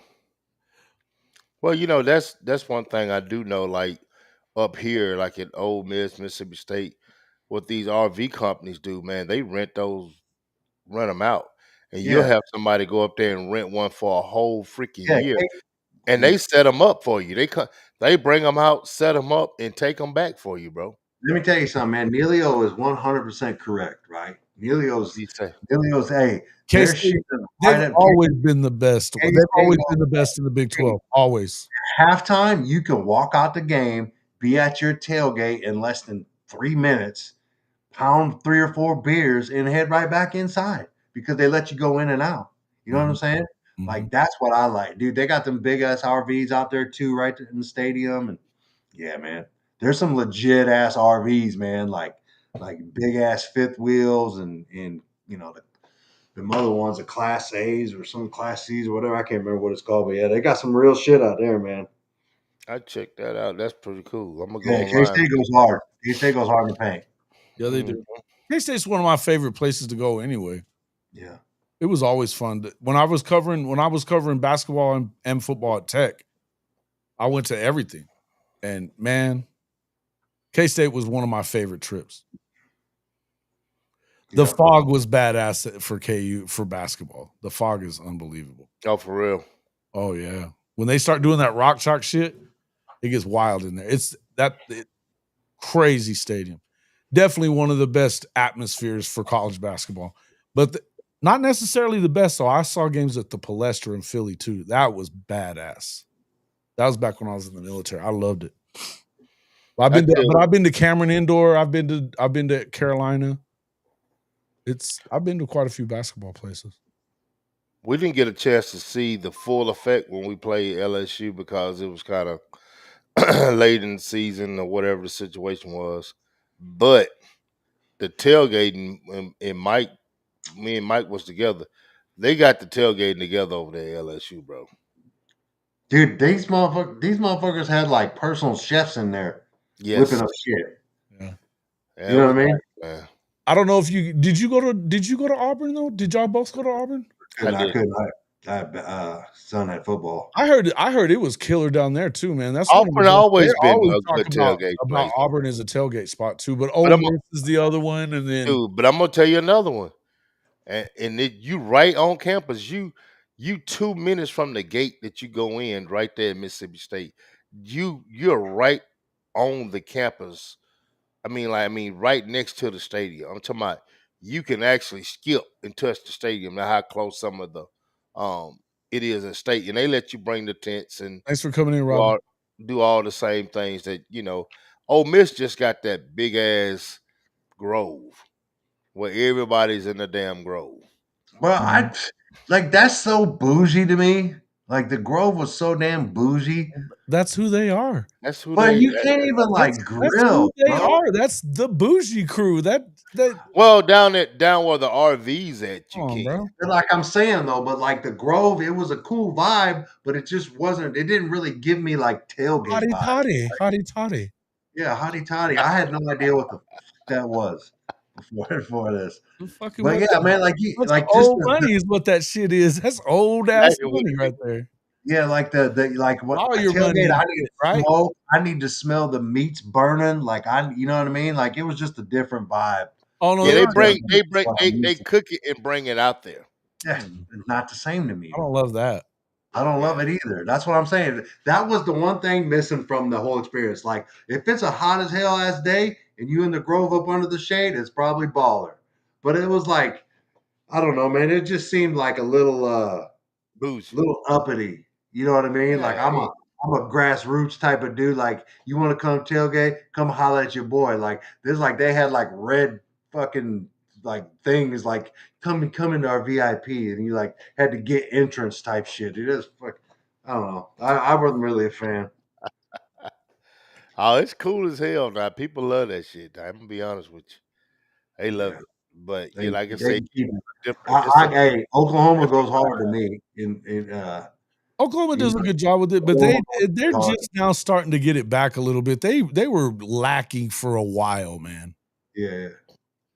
They were Yeah, lacking man. for a Hey, while. I'm like I said, bro. I need to smoke. You know what I mean? I need to smell. You know what I'm saying? Smell the Mhm. shit getting cooked. Like, I don't want to see people all dressed up in polos and nice. Like, come on, man. Let's like they all looking all preppy and shit. Like, all Mhm. like it That's shit what was I'm weird saying. to That's me, who bro. they are. That's all the It was rich man, that's very who weird they to me. are, bro. right. I That's know, what but it it was is. weird to me, bro. I'm not saying Yeah, it was man. just That's the weird. prep city, man. They still have their pants Oh, yeah. rolled up and shit. Yeah, Remember dude, the that's old crazy. school roll up your acid wash jeans Man, with Yeah, it's your penny loafers? it's yeah, dude. different, man. It's Hell yeah. different. Different is right. Different It's is right. different, Yeah. man. You Yeah, know, different is right. it's a party school, man. Yeah. That's for sure. But yeah, Did you you guys see got where they're getting what's his name's getting sued because of that whole deal with the supposed shit that was online, and they were saying that about that girl screwing her boyfriend's dad and all. It was like on everybody. yeah, that Ole Miss. Yeah, Yeah. Yeah. And so she's suing what's his name? Pat McAfee and all them too over it. yeah. Yeah, I seen it. I don't know how you're gonna make that one stick whenever it was already out there. He was just talking about it and he never said her name or nothing. No, he Yeah. did. I actually I listened to the show, and Josh Pate said something about it too. Yeah, he said Josh Pate said something about it. He didn't call any names or anything, but he said something about it. Yeah, Hey, you out there doing dirt? It's gonna come back on you now. yeah, It is what it is, you yeah, know. But yeah. yeah, man. I I'm don't know. shit. We go. Girl, I need to go eat, man. I ain't ate. Got Yeah. me in here talking about I'm about to go get something. I gotta figure it out, man. I can't even eat meat. I got Today's about Friday. 10 more minutes and I gotta Today's get food up. Friday. I can't even eat. Can't even Why you eat. can't eat, man? It's Lent, bro. Oh, Oh okay. Lent. yeah, I gotta get chicken or something other than Lent. So you can't eat chicken either, bro. No, not chicken. Fish. It's fish day, Yeah, man. It's fish day. yeah. Gotta I'm get some about to Fish. go. catfish or something. I'm about to either one. I'm about to go get a like a margarita pizza, or I'm about to go to Qdoba and get A that margarita pizza. shrimp bowl. Oh, what you Yeah. say? A margarita pizza? No, not margarita. Oh, that's what I thought you said. It's pizza, man. It just got like tomatoes on it, man. Oh, okay. All right, I got you. We got a couple places like Pyro, something like that, to sell Yeah, those yeah. I'm things. about to. I'm one of them too, man. Yeah, man. I ate some eggs this morning. That was it. Yeah, when they closed down, Lindsay Street, that was some bullshit, bro. Mm. Yeah, yeah, yeah. It's hard to look, man. If you don't get there early in the morning, it's hard to get anywhere near that campus, man. Cause You they can't. close that. You shit, dude. I didn't get, and I went early, and I was still 2 miles away. It was a trek, dude. And when you walk, fucking hot, bro. It was hot. You know where the I probably dorm, the could have fresh. got closer, but I just was like, man, I don't know. Well, Mike, tell me, right across from where um we had our tailgate, from where the parents and stuff was, all that right there in the middle. Who was that? That was like all paid stuff, right? Hmm. Yeah, I can't think of the name of it, man. But like they got a tailgate over there just next to the indoor inside, like in the track, in like the middle of that. They got that, and then but the other stuff like outside of there, like right across from where we used to do, is like companies and like, you know, um, sponsors and donors and shit. Yeah, we've been invited to a couple on last year, didn't go, but might go this year though. Yeah. Might go and check them out this year, man. But yeah, but we need Mike. We need to figure it out, man. That's for sure. So Cause here's one thing about it. Now I got a place to keep all my tailgating stuff yeah, at Isaiah. So I mean, he got the Blackstone there, man. I ain't nothing to put it on the back of the truck and roll it on out there. You damn right we do, Bill. Billy on. We need it. That's what we're getting after that, man. We're working on this shit. Yep. So We're I working mean, on this shit. that's what needs to happen. So I'm gonna probably bring a couple things down, man, to keep at his place. And then that Saturday morning, I get there that Friday night. That Saturday morning, I go up there. Or that Friday night, when I get there, I just go out there and set everything up. You know, because like I said, I got a place to put everything now, so I can take. Bro, I them can take. people, hey, them people are lined up first thing in the morning, Friday, like ready to get like Well, you know reserved. what game day being there for that Tennessee game, man? It was No, wild. hey, Yeah, I know it's like that. I every mean, it's weekend. been on. I tell you what, I actually most of the games I've been going to up until last year, it was all like either Red River or like away games and shit. It just didn't really. I mean, I didn't go back to campus very often. I maybe since I left there, probably 3 or 4 times. But last year, it had been 3 or 4 years since I'd been to Norman for a game. Well, like I said, man, I'm gonna But I love the get, Palace. I'm Dude. The gonna get Palace the is tent. sick, I'm though. gonna get the tent, and I'm gonna get the chair. And like I said, I got somewhere to store it now. You know, Yeah. and that's the same thing. Did Mike end up? Did they end up in a house or an apartment? Apartment. Apartment. Okay, yeah. But like the table and all that kind of stuff, man, I could store that kind of stuff in his garage and just bring it out, man. Get the tents and everything. So, Okay, man, Chris yeah, that out there is pretty close by too, man. He's got him. He's got a spot. We make him fucking load some shit up who too. is that now?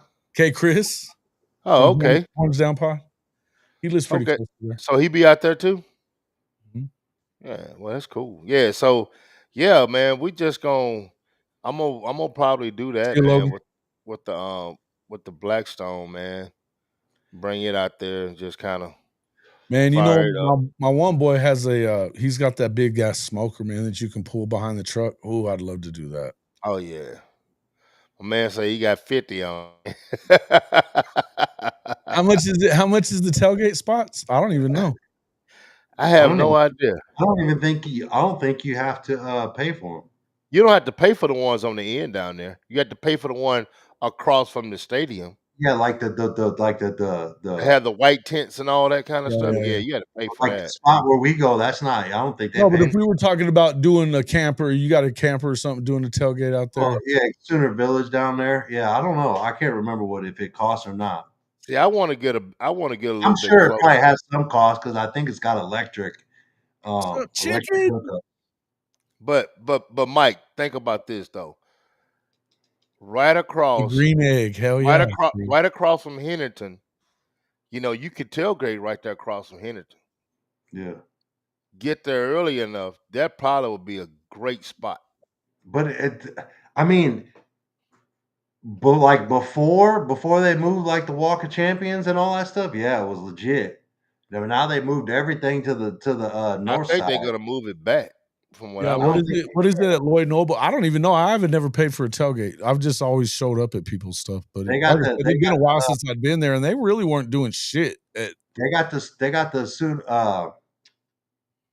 shit. I just forgot the name of it. Shit, Sooner Village, right at the Lloyd Noble, where all the RVs and travel trailers pull up. Okay. Yeah. no, but And how early can you do that? Can you go out on Thursday, or is it? Do you have to Friday. wait till Friday? I used to have the thing saved. Let me I need to look. look into it. We need to check that out because hell Yeah. yeah, hell yeah. Tell you guys what. Well, my wife get out of school on Thursday. Mhm. That Friday, I'm heading out. That Friday, that Thursday night, I'm heading out. Are you?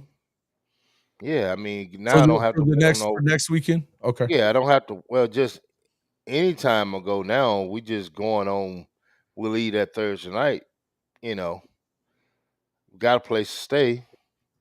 You got to wait for no hotel and all that kind of stuff. So you just, when I'm there this weekend, Mike, I'm probably gonna go ahead and get that tent while I'm there.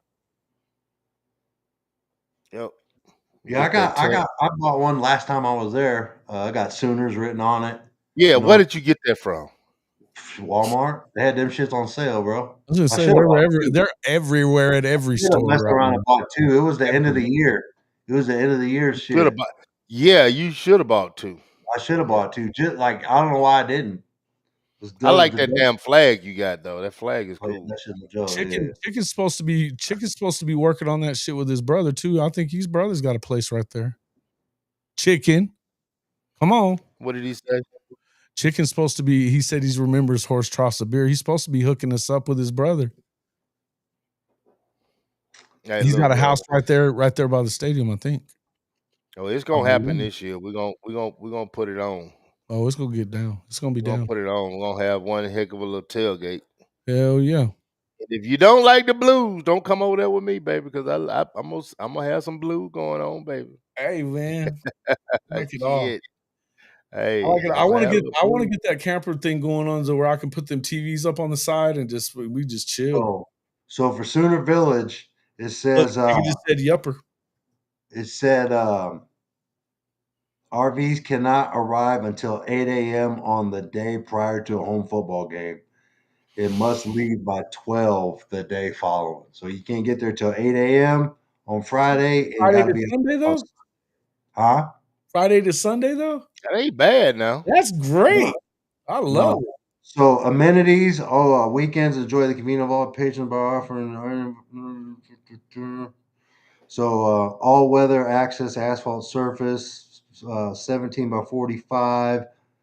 Space, football, weekend private security, free nights for the spring game and season pass holders, easy access to game day shuttle, pet area, conveniently located potable water and dump station on the premises. Oh, that's nice. So what you gonna do, Mike? Well, shit. It says you can reserve a spot right now. The question, but see, like the thing is I gotta wait. I gotta wait for my son, my youngest, to get done with his football, right? Because he's got what 6, 7 games now this year. Yeah, Like man. I Yeah. don't free up till like end of October. You know what I mean? Yep. Man, that's tough. Then you got Friday nights. All right, Yeah. so I've been working on doing one of these like converting a big ass box truck or something into a tailgate machine. If the Hall of Fame Mafia wants to, do a GoFundMe or something, we can make this happen quicker. And anybody who donates to that and makes it happen, you're already in. You're in for sure. So if I wanted to reserve it Welcome for, to the family.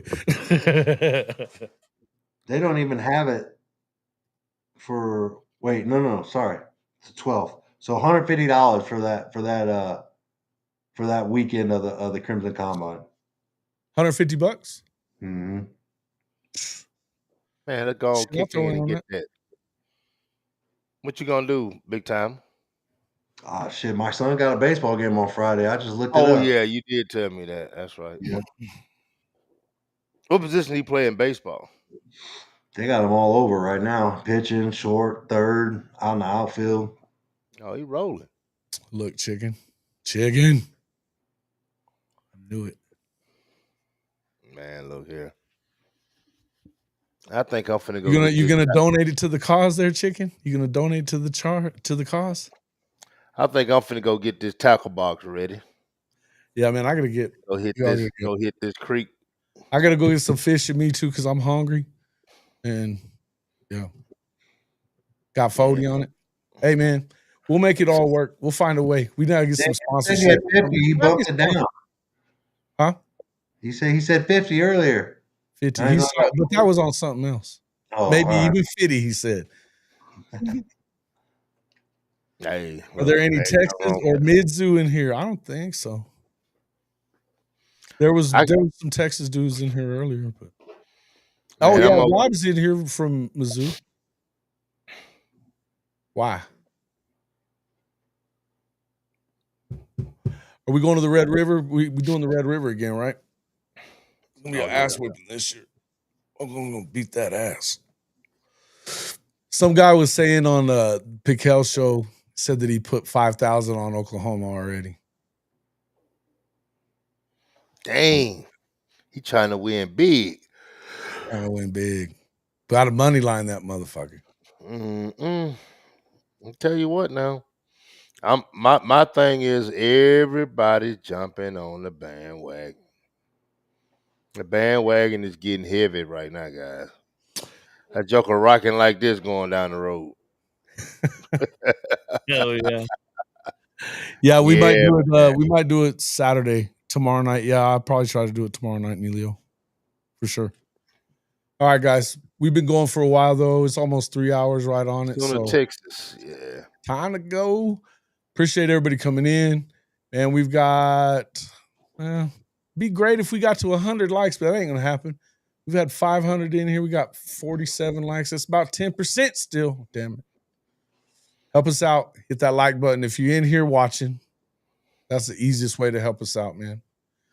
We got shit. All right, man. But yeah, Chicken, get a hold of me, man. I'll talk to everybody. Appreciate everybody coming in. Marcus, Big Dog. And hey, shout out to yes, sir. Shout out to old Brandon Walker. And if you're not down with that, we got 2 words for you. Peace out, everybody. You went back on that one. Yeah. We out, man. Y'all be easy.